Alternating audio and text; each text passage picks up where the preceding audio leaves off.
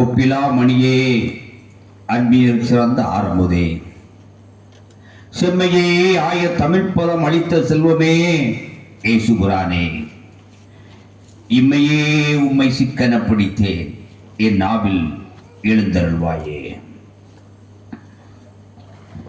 இனிய இந்த நிகழ்வினை தகுதியோடு தலைமை தாங்கி நடத்தி கொண்டிருக்கக்கூடிய இந்த திருச்சபையினுடைய ஆயர், மரியாதைக்குரிய ஆயர் மேஷாக் வசந்த் அவர்களே, கெத்செமனே ஜபக்குழுவின் பொறுப்பாளர்களாக இருந்து இந்த நாள் நிகழ்வுக்கு எங்களையும் அழைத்து சிறப்பித்துக் கொண்டிருக்கக்கூடிய கெத்செமனே ஜபக்குழுவின் பொறுப்பாளர்களே, ஜப வீரர்களே, இந்த நாளில் எளிமையான நடையில் நீங்களெல்லாம் உற்சாகப்படும் வகையில் ஜபத்தினுடைய மேன்மையை சொல்லி ஜபத்தினால் வருகின்ற ஆசீர்வாதத்தை எடுத்து வைத்து மிகவும் பெருமையோடு இங்கே வந்திருக்கக்கூடிய ஜெம்ஸ் ஜபக்குழுவினுடைய ஒருங்கிணைப்பாளர் என்னுடைய பாசத்திற்குரிய சகோதரர் ஜபசிங் அவர்களே,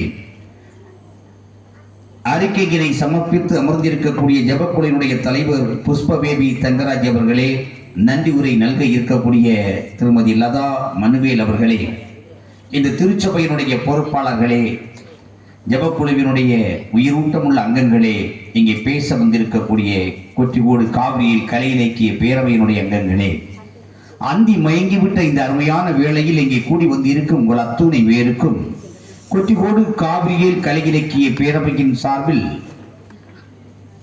கிறிஸ்து பிறப்பு புத்தாண்டு நல் வாழ்த்துக்களையும் இந்த ஜபக்குழுவுக்கான வாழ்த்துக்களையும் தெரிவித்துக் கொள்கிறோம்.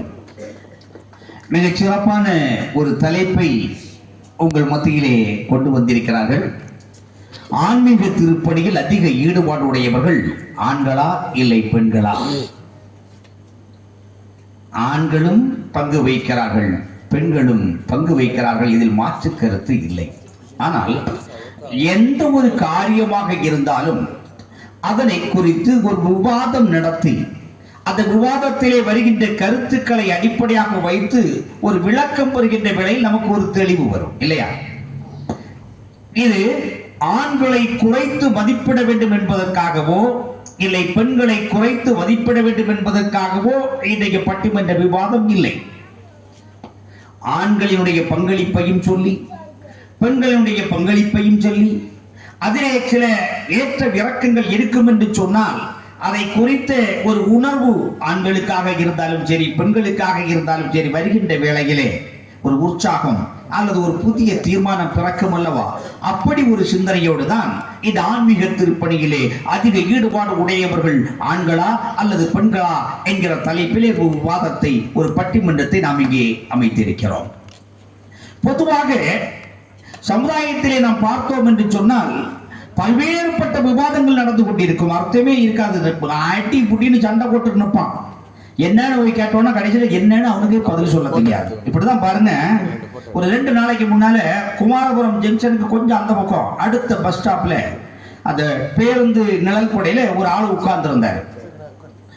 கொஞ்ச நேரம் அவர் உட்கார்ந்து இருக்கும்போது அவர் பக்கத்துல இன்னொருத்தர் போனாரு. 2 பேரும் பேசிட்டு இருந்தாங்க. என்ன நடந்துறது தெரியாது, கட்டி புரண்டு 2 பேரும் சண்டை போட்டுட்டு இருக்கிறான். 3வது ஒருத்தர் பார்த்தாரு, டே டே டே என்னத்துக்கா சண்டை போடுறீங்க, என்னடான்னு கேட்டாரு. ஓடி வந்தாரு, சண்டை போட்டு விலக்கி தீத்தாரு. பார்த்தா என்னன்னு காரணம் கேட்டாம சொல்றான், நான் அவனுக்கு வெள்ளான் மேல மாடு மேய்க்க போகக்கூடாதான். இவன் என்னட்ட கேட்கறான்னு இவன் சொல்றான், நான் கஷ்டப்பட்டு அத்வானப்பட்டு உண்டாக்கி உருவாக்குற வயல்ல அவன் மாடை கொண்டு விடுவேன்னு சொல்றான், நான் எப்படி ஏத்துக்க முடியும் அப்படின்னு சொல்லி இவன் சொல்றான். 2 பேரும் மாறி மாறி சத்தம் போடுறாங்க. என்னன்னு கேட்டா அவன் வீட்டுல சண்டை போட்டுட்டு இங்க வந்திருக்கும்போது யோசித்துட்டு இருக்கிறான், வேலையும் விட்டு இல்லாம இருக்கிறோமே, வருமானம் இல்லையே, என்ன செய்யலாம்னு யோசித்துட்டு இருந்தான். நான் பஸ் ஸ்டாப்ல உட்காந்து யோசிக்கும் போது அவன்கிட்ட கொஞ்சம் போல நகைகள் இருந்தது. இந்த நகைகளை கொண்டு அடவு வச்சு 2-3 மாடுகளை வாங்கி ஒரு மாட்டு பண்ண வைக்கிறான்னு ஆசைப்படுறேன்னு சொல்லி யோசித்துட்டு இருந்தான். அவன் யோசித்துட்டு இருக்கும்போது அடுத்தவன் வந்திருக்கான். அவங்க வீட்லயும் பிரச்சனை, என்னடா செய்யறதுன்னு யோசனையோட அவன் வீட்டுல நிம்மதி இல்லைன்னு இங்க பஸ் ஸ்டாப்ல வந்தான். இங்க வரும்போது இவன்கிட்ட கேட்கறான், ஏன்டா என்ன யோசித்துட்டு இருக்கிறேன்? அவன் சொல்றான், என்னுடைய எதிர்காலத்தை குறித்து யோசித்துட்டு இருக்கிறேன், நான் மாடு வாங்கி வளர்த்து பெரிய மாட்டு பண்ணைக்கு முதலாளி ஆகலான்னு யோசித்துட்டு இருக்கிறேன்னு அவன் சொல்ல. இவன்கிட்ட கேட்டானா, நீ என்ன யோசிக்கிறேன்? அவன் சொன்னானா, நான் என் வயலை எல்லாம் வெட்டி திருத்தி அங்க நடவு நட்டு பெரிய ஒரு வேளாண்மை விவசாயியா மாறணும்னு ஆசைப்பட்டு இருக்கிறேன் அப்படின்னு சொன்னானா. இவன் சொன்னானா, நல்லது நல்லது, நீ அப்படியெல்லாம் வயல்வெளியை உண்டாக்கிட்டேன்னு சொன்னா நான் வாங்குற மாடை அங்க கொண்டு வந்து மேய்க்கிறதுக்கு எனக்கு வசதியா இருக்க முடியான்னு சொன்னானா. அவன் சொன்னானா, உனக்கு மாடு மேய்க்கிறதுக்கா நான் வயலுக்கு என்னல பேசுறேன். அவன் கேட்க 2 பேருக்குள்ளாலையும் சண்டை. இங்க நியாயந்திக்க வந்து இப்ப கேட்கிறாரு, வயல் எங்க இருக்குன்னு. எனிதான் வாங்கணும். அவர்கிட்ட கேட்கிறாரு, நீ மாடு எங்க இருக்குன்னு. எனிதான் வாங்கணும். மாடே இல்லாம மாடை பற்றி கற்பனை, வயலே இல்லாம வயலை பற்றி கற்பனை, இப்படி விவாதம் நடந்து மிகப்பெரிய பிரச்சனைகள் உருவாகிறது. ஆனால் இங்கே எப்படி இல்லை. நாம் இங்கே இன்றைக்கு விவாதிக்க வந்திருக்கக்கூடிய காரியம் ஆன்மீக திருப்பணி. ஆன்மீக திருப்பணி இங்கே நடந்து கொண்டிருக்கிறது. ஆத்துமாக்களை ஆதாயப்படுத்தக்கூடிய உன்னதமான நிகழ்வுகள் இங்கே அரங்கேறிக் கொண்டிருக்கிறது. மனிதன் உலகம் முழுவதையும் ஆதாயப்படுத்திக் கொண்டாலும் தன்னுடைய ஜீவனை நஷ்டப்படுத்தினால் அதனால் அவனுக்கு லாபம் என்ன இல்லையா? அந்த ஜீவனை நஷ்டப்படாமல் காக்க வேண்டும் என்று சொன்னால் ஆன்மீக திருப்பணிகள் அரங்கேற வேண்டும். நம்முடைய நண்பர் இங்கே பேசுகின்ற வேளையிலே குறிப்பிட்டாரே, நாங்க அங்கெல்லாம் போய் வட இந்தியாவிலே திருப்பணிகள் அரங்கேறி கொண்டிருக்கிறது. காரணம், இழந்து போகிற ஆத்துமாக்களை மீட்க வேண்டும் என்கிறது ஒரு உன்னதமான பணி. அந்த முனைப்போடு தான் இன்று கிறிஸ்தவர்கள் செயல்பட்டு கொண்டிருக்கிறார்கள். அதுல நம்முடைய பெண்கள் அதிகமாக ஈடுபடுகிறார்களா, ஆண்கள் அதிகமாக ஈடுபடுகிறார்களா? இங்க நாம் பார்த்தா கொஞ்சம் போல கூட்டமாக இருந்தாலும் நம்ம தாய்மார்கள் அதுல மெஜாரிட்டியா இருந்துட்டு இருக்கிறாங்க. நம்முடைய அண்ணன் ஜெபசிங் அவர்கள் சொல்லும் போது, என் வீட்டுல இளைஞர்கள் வந்து கூடுறாங்க, நல்லா ஜெபிச்சாங்க, அவர்கள் ஆசீர்வாதத்தை பெற்றுக் கொண்டார்கள் என்று அவர் சொல்லுகிறார். ஆக சாட்சி இங்கேயே இருக்கிறது. பெண்களுடைய பங்களிப்பை பற்றி நாம் இங்கே காண முடிகிறது. ஆண்களுடைய பங்களிப்பை குறித்து நாம் இங்கே காண முடிகிறது. ஆனால் ஒரு விவாதம் என்று வருகின்ற வேளையிலே அர்த்தமுள்ள விவாதமாக இருக்க வேண்டும் அல்லவா? பெண்கள் எந்தெந்த வகையிலே ஆன்மீக திருப்பணியிலே அவர்கள் ஈடுபாடை செலுத்திக் கொண்டிருக்கிறார்கள், ஆண்கள் எந்தெந்த வகையிலே ஆன்மீக திருப்பணியிலே தங்களுடைய பங்களிப்பை செலுத்திக் கொண்டிருக்கிறார்கள் என்பதை குறித்து அலசி ஆராய்கின்ற வேளையிலே நமக்குள்ளால் ஒரு தெளிவு பிறக்கும் அல்லவா? இது அர்த்தமுள்ள ஒரு விவாதமாக இருக்க வேண்டும். இப்படிதான் இட்லிக்கு தேவை சட்டனியா சாம்பாரான்னு சொல்லி ஒரு பட்டிமன்றம் நடத்தினாங்களாம். இட்லிக்கு தேவை சட்டனியா சாம்பாரான்னு ஒரு நடுவர் என்ன மாதிரி ஒருத்தர் வேலை வெட்டி இல்லாம வந்து உட்கார்ந்துக்கிட்டாரு. பக்கத்துல இருந்து 2 பேரை உட்கார வச்சுக்கிட்டாரு. 2 பேரும் வக்கீலுவாரு, ஒருத்தருக்கு ஒருத்தர் விட மாட்டேனோம். இவர் பேசுறாரு 1 மணி நேரம், இட்லிக்கு தேவை சாம்பார் தான். சாம்பார்ல இருக்கக்கூடிய சக்தி உங்களுக்கு தெரியுமா? எத்தனை வகையான காய்கறிகளை போட்டிருப்போம் தெரியுமா? அதுவும் கன்னியாகுமரி மாவட்டத்தில் உள்ள சாம்பாரை பற்றி சொல்லவா வேணும்? அது வெட்டி முடிச்சாங்க. அங்க எல்லா வகையான காய்கறிகளும் அதிலே இருக்கும். சொன்ன உடனே நாக்கில தண்ணி வருது இல்லையா? அவ்வளவு இனிமையான, அவ்வளவு ருசியான, அவ்வளவு திறமையான, தகுதியான அந்த சாம்பாரை வைத்து சாப்பிடுகின்ற வேளையிலே தான் இட்லிக்கு தேவை. அதுதான் அந்த சாம்பார் தான் இட்லிக்கு தேவைன்னு சொல்லி நம்ம ஒரு வக்கீல் அப்படி வாதம் பயங்கரமா கொடுத்தாரு. அடுத்த ஒரு எழுப்பினார். அவர் விடுவாரா? சட்டினியில என்னெல்லாம் இருக்கு தெரியுமா? பொட்டுக்கடலைக்கு மகிமை உங்களுக்கு தெரியுமா? அதுல சேர்ந்து இருக்கக்கூடிய தேங்காய்க்கு மகிமை உங்களுக்கு தெரியுமா? இதெல்லாம் சேர்ந்து அதெல்லாம் வைத்துக் கொள்ள போகும்போது தான் சட்னி வரும். எனவே இட்லிக்கு தேவை சட்டினி தான் அவர் அடிச்சாரு. இவர் 1 மணி நேரம், அவர் 1 மணி நேரம் பேசி முடிச்சாச்சு. நம்ம நடு ஒரு தீர்ப்புக்கு வந்தாரு. கேளுங்க, நீங்க சொல்லுங்க, இட்லிக்கு தேவை சட்டினியா சாப்பாடா? நீங்க சொல்லுங்களேன். இறைச்சியா? இறைச்சி கறி தான் நல்லா இருக்கும் இல்லையா? எனக்கு இங்க நடுவர்கள், நல்ல நடுவர்கள் இருக்கிறார்கள். இட்லிக்கு தேவை சட்னியும் இல்லை, சாம்பாரும் இல்லை. என்ன வேணும்? அரிசி மாவும் உளுந்த மாவும். இப்படி சம்பந்தம் இல்லாமல் விவாதங்களும் சில இடங்களிலே நடந்து கொண்டிருக்கிறது. நாம் அப்படி போகாமல் ஆன்மீக திருப்பணியிலே அதிக ஈடுபாடு உடையவர்களாக இருக்கக்கூடியவர்கள் ஆண்களா பெண்களா? நம்முடைய ஆன்மீகம் என்றால் என்ன? ஆன்மீக திருப்பணினா என்ன? ஆன்மீகம் என்னன்னு நினைக்கிறீங்க? இந்த வடை, இது கேக்கு, முட்டாய், இப்படி ஏதாவது ஒரு பொருளா ஆன்மீகம்? கடையில் போனால் பைசா கொடுத்து வாங்கிடலாமா? ஆன்மீகத்தை வாங்க முடியுமா? சொல்லுங்களேன். முடியாது. ஆன்மீகம் என்று சொல்லக்கூடியது நம்முடைய உணர்வோடு ஒன்றியது, நம்முடைய சிந்தனையோடு ஒன்றியது, நம்முடைய நினைவுகளோடு ஒன்றியது இல்லையா? இது உடலை போன்றதல்ல. இந்த உடலுக்குள்ளால் இருக்கும் உயிரோடு கலந்து போனது. இந்த உணர்வு தூய்மையடைய வேண்டும். நம்முடைய உடல் எப்படி தூய்மையாக வைக்க வேண்டும் என்று நாம் விரும்புகிறோமோ அதே போல நம்முடைய உள்ளத்தினுடைய சிந்தனையை தூய்மைப்படுத்துகின்ற உன்னதமான பணிதான் ஆன்மீக திருப்பணி. அந்த ஆன்மீக திருப்பணியை நம்முடைய தாய்மார்களும் செய்கிறார்கள், நம்முடைய சகோதரர்களும் செய்கிறார்கள். இவர்கள் யாருடைய பங்களிப்பு அதிகமாக இருந்து கொண்டிருக்கிறது, அதைத்தான் சிந்திக்க வேண்டும். நாம் நல்ல முறையிலே பயனுள்ள ஒரு விவாதமாக இந்த விவாதத்தை நடத்த வேண்டியது நம்முடைய கடமையாக இருந்து கொண்டிருக்கிறது. அப்படி பயனுள்ள ஒரு விவாதமாக இருக்க வேண்டும் என்று சொன்னால் நாம் இப்ப சிந்திக்க வேண்டும்.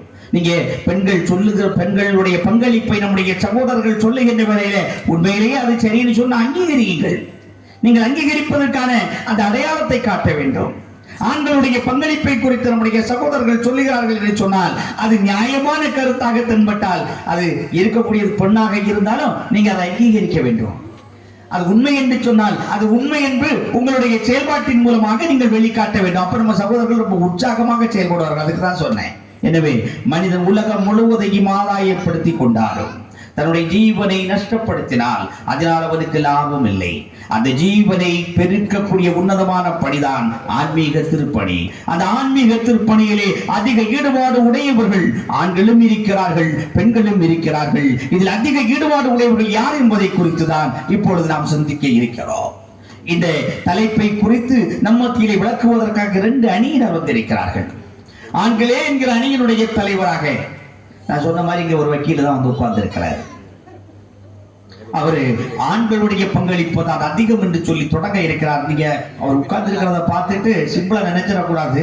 உங்களுடைய திருச்சபைக்கு அறிமுகமான ஒரு நபராகத்தான் இருப்பார். இவர் ஒரு பிரபல வழக்கறிஞர், மிகச்சிறந்த ஒரு பேச்சாளர், தொலைக்காட்சிகளில் எல்லாம் பல விவாதங்களில் ஈடுபட்டு பிரபலமான ஒரு வழக்கறிஞர் இன்றைக்கு உங்கள் மத்தியிலே பேச வந்திருக்கிறார். அட்வொகேட் பினோபின் சுமார் அவர்கள். அவரை தொடர்ந்து அவருடைய அணியினுடைய அவருக்கு பலமூட்டு முகமாக இங்க ஒரு பொறியாளர் வந்திருக்கிறார். அன்பு சகோதரர் ஜெனிஃபர் அவர்கள். இவர் ஒரு பொறியியல் கல்லூரியினுடைய விரிவுரையாளராக பணிபுரிந்து வருகிறார்கள். அவரும் மிகச்சிறந்த பேச்சாளர். நம்முடைய கன்னியாகுமரி CSI ஆதீனத்தில் எங்கெல்லாம் வில்லுப்பாட்டு போட்டி நடக்குமோ அங்கெல்லாம் அவரை காணலாம். வில்லுப்பாட்டிலே வித்தகர், மிகச்சிறந்த ஒரு வில்லுப்பாட்டு வித்தகர், மிகச்சிறந்த ஒரு பட்டிமன்ற பேச்சாளர் ஜெனிஃபர் அவர்கள். அவரும் ஆண்களுக்கு ஆதரவு தெரிவித்து பேசுவதற்காக இங்கே வந்திருக்கிறார். அதே போல பெண்களே என்கிற அணிக்கு ஆன்மீகவாதி. சபைகளில் எல்லாம் திருப்பணியை மேற்கொண்டவருக்கு தானே தெரியும் அந்த திருப்பணியிலே அதிக ஈடுபாடு உடையவர்கள் யார் என்று.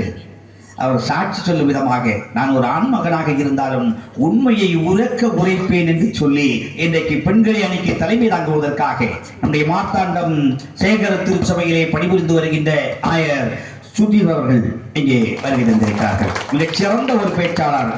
அந்த கொஞ்சம் தமிழ்ல அப்படியே எல்லாரையும் மயக்கக்கூடிய அளவுக்கு பேசக்கூடிய வல்லமை படைத்த ஒரு திருப்பணியாளர். அவர் பெண்களுக்கு ஆதரவாக பேசும் அந்த அணிக்கு தலைமை தாங்கி நடத்த இருக்கிறார்கள். அவருக்கு துணையாக வந்திருக்கக்கூடியவர்கள் பொறியாளர் ரத்ன ரொனால்ட் அவர்கள்.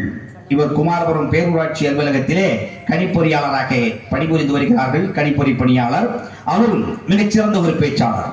கொச்சிக்கோடு திருச்சபையில் நீண்ட நெடுங்காலம் திருமறை பள்ளியினுடைய செயலாளராக இருந்து செயல்பட்டு இந்த ஆன்மீக திருப்பணியிலே அதிக ஈடுபாடு உடையவராக இருந்தவர். அவருக்கும் அனுபவ ரீதியாக அவர் சந்திச்ச ஆத்துமாக்களிலும் அதிகம் ஒருவேளை தாய்மார்களைத்தான் சந்திச்சிருப்பாரா இருக்கும். எனவே தாய்மார்கள் தான் அதிக ஈடுபாடு உடையவர்கள் என்பதை சொல்லுவதற்காக ஒரு உறுதியோடு சொல்ல வந்திருக்கிறார் ரொனால்ட் அவர்கள். ஆக 2 அணியிலும் ஒருவருக்கொருவர் சளைத்தவர்கள் அல்ல, மிகச் சிறப்பாக வாதத்தை எடுத்து வைக்க இருக்கக்கூடியவர்கள். அவர்களை நீங்கள் எந்த அளவுக்கு உற்சாகப்படுத்துகிறீர்களோ அந்த அளவுக்கு உறுதியான கருத்துக்கள் அவர்களுடைய வாயிலிருந்து வெளிப்படும். எனவே ஆன்மீக திருப்பணியில் அதிக ஈடுபாடு உடையவர்கள் ஆண்களா இல்லை பெண்களா என்கிற தலைப்பிலே நாம் இப்போது விவாதத்தை தொடங்க இருக்கிறோம். நம்ம ஆளை முண்டி அடிச்சுட்டு நிற்கிறாரு. சரி, நான் இதில் இடைஞ்சல் பண்ணல. எனவே ஆன்மீக திருப்பணியில் அதிக ஈடுபாடு உடையவர்கள் ஆண்களே என்கிற அணியினுடைய தலைவரை பேச அழைக்கிறேன்.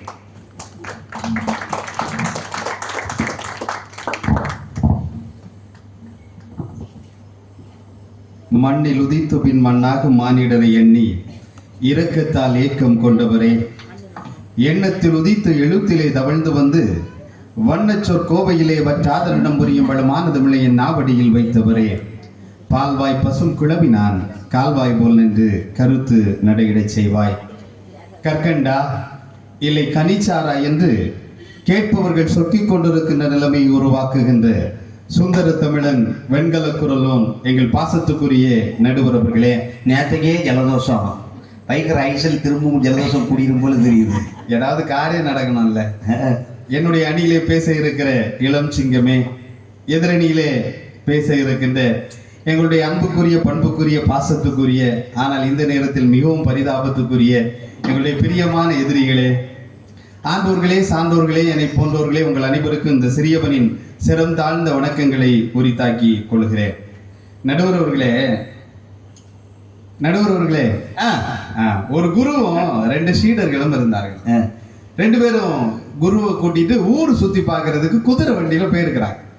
பயங்கர உற்சாகமா குதிரை வண்டி போயிட்டு இருந்திருக்கு. குதிரையில வேகமா போயிட்டு இருக்கும்போது குருக்கு தலையில இருந்து தொப்பி கலந்து கீழே விழுந்துருச்சு. காத்துல பறந்து கீழே விழுந்துருச்சு. என் தலையில தொப்பி இல்ல, நான் தைரியமா இருக்கிறேன். சரி, வச்சுக்கோங்க. பறந்து கீழே விழுந்துருச்சு. என்ன நடந்ததுன்னா, அந்த சீடர்ல ஒருத்தருக்கு பேர் மட்டி, இன்னொருத்தருக்கு பேர் மடையன். இந்த 2 பேரும் அப்படியே சிரிச்சுக்கிட்டே உட்காந்துருந்தா. குருவுக்கு பயங்கரமா கோவம் வந்துச்சு. எனக்கு தலையில இருந்து தொப்பி கீழே விழுது, அதை எடுக்கணும்னு கூட விவரம் கிடையாதான்னு சொல்லி பயங்கரமா திட்டிட்டு சொன்னாராம், இனிமே வண்டியில இருந்து என்ன பொருள் விழுந்தாலும் அப்படியே கரெக்டா எடுத்துடணும் அப்படின்னாரு. ஒரு 5 நிமிஷம் தாண்டல நடுவர்களே, வண்டி ஸ்பீடா போயிட்டு இருந்துச்சு. 2 பேரையும் காணல. என்னன்னு பார்த்தா, குதிரை போட்ட சாணிய குட்டையெல்லாம் அள்ளிட்டு வந்துட்டு இருக்காங்க. என்ன சொல்லி இருந்தாரு குரு? என்ன விழுந்தாலும் எடுக்கணும். குரு குதிரை சாணி போட்டுது, அதை அள்ளிட்டு வந்தாங்க. குருக்கு பயங்கரமா மறுபடியும் கோபம் வந்துருச்சு. குரு சொன்னாரா, இனிமே வண்டியில இருந்து இந்த லிஸ்ட்ல உள்ள பொருட்களை தான் எடுக்கணும்னு ஒரு பெரிய லிஸ்ட் கொடுத்திருக்கிறாரு. என்ன தெரியுமா?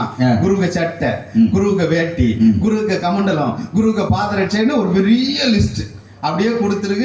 2 பேரும் கையில வச்சிருக்காங்க. கொஞ்ச நேரம் வண்டி வேகமா போயிட்டு இருந்துச்சு. குரு பொதுக்கடின்னு கீழே விழுந்திருக்கிறார். மட்டி லிஸ்ட் எடுத்தான். குருக சட்டை கலட்டுங்களா, குருக வேட்டி கலட்டுங்களா, குருக கமண்டல பாதரட்ச எல்லாத்தையும் கலட்டி இருக்காங்க. குரு மட்டும் பெப்பரக்கான்னு கீழே கிடந்திருக்காரு. நடுவரவர்களே, குரு கீழே பரிதாபமா கிடந்துட்டு கேட்டாராம், டேய் என்ன தூக்குங்கடா. அவனை சொன்னானுங்களா, லிஸ்ட்ல உங்க பேர் இல்ல குருவே. ஐயோ நடுவரவர்களே, அந்த 2 பேரும் வேற எங்கேயும் தேடண்டான்னா இருக்கணும் பாருங்க. மட்டி அண்ணா இருக்கு, மடை அண்ணா இருக்கு. ஆனா ஒரு குருவை தேடிட்டு இருக்கணும். நீங்க பார்த்தாலும் நல்ல நான் இல்ல எனக்கு தெரியாது. அந்த குரூப்பை நம்பி போனீங்கன்னா என்ன நடக்கும்னு எனக்கு தெரியாது. ட்ரெஸ்ஸோட வீட்டுக்கு போனோம்னா கொஞ்சம் இந்த பக்கம் தெரியும். நான் பாஸ்டர் இந்த சபையாரையும் நம்பி தான் வந்து உட்காந்து. நடுவர் அவர்களே, அங்க பாருங்க, வெள்ளையும் சொல்லாம இருக்கிறது அந்த இருப்பை ஒண்ணு பாருங்களேன், நல்ல கூர்ந்து பாருங்க. இவர் எனக்கு ஸ்கூல்ல முன்னாடி படிச்சவர். இவர் ஸ்கூல்ல பயங்கர பாப்புலர் ஆகும். ஒரு தடவை பரீட்சை பேப்பர்ல கேள்வி கேட்டிருக்கிறாங்க. கஸ்தூரி பாய் குறிப்பு வரைங்க. கஸ்தூரி பாய் யாருமா? கஸ்தூரி பாய் யாரு? காந்தியடிகளோட மனைவி. இவர் பரீட்சை பேப்பர்ல எழுதியிருக்காரு, கஸ்தூரி பாய் அழகான பாய், அருமையான பாய், படுத்து உறங்கும் பாய், மெத்தை போல் இருக்கும் பாய். இப்பொழுது மார்க்கெட்ல இந்த பாய்க்கு தான் வேல்யூ அதிகம், இதனுடைய விலை 240 ரூபான்னு எழுதியிருக்காரு. அன்னையில இருந்து இவர் ஸ்கூல்ல பயங்கர பாப்புலர். அதே பரீட்சையில இன்னொரு கேள்வி கேட்டிருக்காங்க, காந்தி ஜெயந்தி குறிப்பு வரைங்க. காந்தி ஜெயந்தினா என்ன? காந்தியே இந்த வடமொழி எல்லாம் தெரியாது. காந்தி ஜெயந்தி அவருக்கும் தெரியாது. நடுவர்களே, அழகா எழுதியிருக்காரு பரீட்சை பேப்பர்ல. காந்தி ஜெயந்தி, காந்தி தேசத்தினுடைய தந்தை, ஜெயந்தி என்னுடைய பக்கத்து வீட்டில் உள்ள பெண். 2 பேருக்கு என்ன கனெக்ஷன் எனக்கு தெரியலன்னு கீழே எழுதியிருக்காரு. நடுவர் அவர்களே, இவரெல்லாம் கூட்டிட்டு வந்து பட்டிமன்றம் பேசணும். அடுத்து இருக்கிறது எனக்கு மச்சான், எனக்கு தங்கச்சியாக கெட்டி கொடுத்துரு. அவரு நினைச்சாரு மச்சாமா இருந்தா மலையாரையும் பிழைக்கலாம்னு நம்பியாமா. இல்ல, எனக்கு என்னன்னா, எனக்கு தங்கச்சி கராட்டே எல்லாம் பழகி இருக்கான். அவன் தரையில இருக்கதே இல்லை, யாருலயே பறந்து அடிப்பா. அதெல்லாம் வாங்கிட்டு நீ தைரியமா பெண்களேன்னு பேச வந்திருக்க பாத்தியா? வாங்கினதுனாலதான் ஒருவேளை அப்படி வந்தாரு. நடுவர் ஒருவேளை பயம் இருக்குமா இருக்கு. நடுவர் அவர்களே, 5:30 மணிக்கு எனக்கு மச்சானுக்கு ஆபீஸ் முடியும். ரெகுலரா அவர் 5:45 வீட்டுக்கு போகணும். அதுதான் எங்க தங்கச்சி போட்டிருக்க கண்டிஷன். ஒரு நாள் 5:50 ஆயிருக்கு நடுவர்களே. 5 நிமிஷம் லேட். வீட்டுக்கு போறேன். சிலுவையில் அறையப்பட்ட இயேசுநாதர் மாதிரி பப்பரக்கான்னு நினைக்கிறாரு. சட்டை கிட்ட எல்லாம் கிழிஞ்சிருச்சு. என்ன தங்கச்சின்னு கேட்டா, அவரை துவைச்சு காய போட்டிருக்கேன்டா. எங்க ஆணில மாட்டி விட்டுருக்கு. சட்டையெல்லாம் கிழிஞ்சு ரத்தம் அப்படியே மொத்தம். இவ்வளவு வாங்கிட்டோம், நீ இன்னும் பெண்களுக்காக பேசுறீங்க பத்தியா? உண்மையில ரியலி ப்ரௌட் ஆஃப் யூ. அதுவும் எனக்கு தங்கச்சியை கல்யாணம் பண்ணிட்டு. நடுவர்களே, ஆன்மீக திருப்பணியை தொடங்கின அருள்நாதர் இயேசு கிறிஸ்து யாரு? ஒரு ஆண் மகன். அவர் இந்த உலகத்துல என்ன ரூபம் வேண்டுமானாலும் எடுத்திருக்கலாம். ஆனால் அவர் ஒரு ஆண்மகனாகத்தான் இந்த பூமியிலே வந்தார். எதனால வந்தாரு தெரியுமா? உங்களால தான் வந்தார். ஸ்திரீயின் மூலமாகத்தான் இந்த உலகத்துல பாவம் வந்தது. அந்த பாவத்தை மீட்கின்ற பரம்பொருளாக இந்த உலகத்திலே ஒரு ஆண்மகனாகத்தான் ஆண்டவராகிய இயேசு கிறிஸ்து அவதரித்தார். ஆதியிலே ஆதாம் ஏவாள் மூலமாக பாவம் அவனுக்கு தொத்திக் கொண்டது. அந்த பாவத்தை மீட்க வந்த இறைமகன் இயேசு கிறிஸ்து ஒரு ஆண்மகன் என்று இந்த மன்றத்திலே நான் பதிவு செய்ய விரும்புகிறேன். நீங்க கேட்கலாம், ஆதாமுக்கு சொந்த புத்தி இல்லையா? நம்ம பொதுவாகவே அப்படிதான் பொம்பளை பேச்சை கேட்டுறோம். ஏன்னா நமக்கு சுய புத்தி இல்லாம இல்ல, ஆண்டவன் நமக்கு தந்திருக்கிறதுன்னு நினைச்சு கேட்கிறோம். அது நிறைய நேரத்துல பிரச்சனையா வந்துருது. நானும் அப்படிதான், என் பொண்டாட்டி சொல்றது எல்லாத்தையுமே கேட்டுறேன். அதனால பல நேரத்துல எனக்கு சட்டை கூட கிடைக்கிறது இல்ல. நடுவர்களே, இந்த கிறிஸ்துமஸுக்கு நடந்த ஒரு சம்பவம் வயத்தறிச்சலோட சொல்றேன். கிறிஸ்துமஸ் என்ன வரல இல்ல, அதுக்கு நடந்த ஒரு சம்பவம். 10,000 ரூபாய் 3 நாளைக்கு முன்னாடி கிறிஸ்துமஸுக்கு துணி எடுக்க போயிருக்கோம். எங்க வீட்டுல 4 பேரு, நானு, எனக்கு 2 பிள்ளைங்க, எனக்கு ஒய்ஃப், 4 பேரா. ஆளுக்கு 2,500 ரூபாய் பட்ஜெட். இந்த 2,500 ரூபாய் பட்ஜெட்டோட துணி எடுக்க போயிருக்கிறோம். முதல்ல எனக்கு ஒய்ஃபு துணி எடுக்கிறதுக்கு ஆரம்பிச்சா. கருப்பு பிளவுஸ், வெள்ளை பார்டரு, சிவப்பு பார்டர். ஐயோ, அந்த துணி கடையில் நிற்கும் தலையை பிச்சுக்கிட்டான். அக்கா இல்லக்கா, அப்படியெல்லாம் கிடைக்காதுக்கா. கடைசியில ஒரு சோப்பு கலர்ல ஒரு பட்டு சாரி எடுத்து வச்சிருக்கா நடுவர்களே. அவ்வளோ கருப்பு. இந்த சோப்பு சாரியில பட்டு கட்டுனா எப்படி இருக்கும்? எனக்கு அப்படியே பாக்குறேன். விலையை பார்த்தா 5,000 ரூபாய். கட்சிக்கு தேசிய கொடி மாதிரி. அதான் விலை என்ன, 5,000 ரூபாய். எனக்கு நெஞ்சில பதட்டம் கொஞ்சம் அதிகம் ஆயிடுச்சு. எனக்கு வாய் சும்மா இருக்காரு, வாஸ்து சரியில்லை. நான் சொன்னேன், மக்களே, இதை விட நீ அந்த லைட் ப்ளூ கலர் இருக்கு பத்தியா, அதை எடுக்கிறியா அப்படின்னு கேட்டேன். எனக்கு ஒய்ஃப் உஷாராயிட்டா. அப்படியே பார்த்துட்டு, அத்தான் இந்த சோப்பு எடுக்கலைன்னா எனக்கு மனசு வருத்தப்படும், இந்த ப்ளூ எடுக்கலைன்னா உங்க மனசு வருத்தப்படும், ரெண்டை எடுத்துக்கிட்டா அப்படின்னு கேட்டா. என்ன சொல்லுவீங்க நடுவர்களே?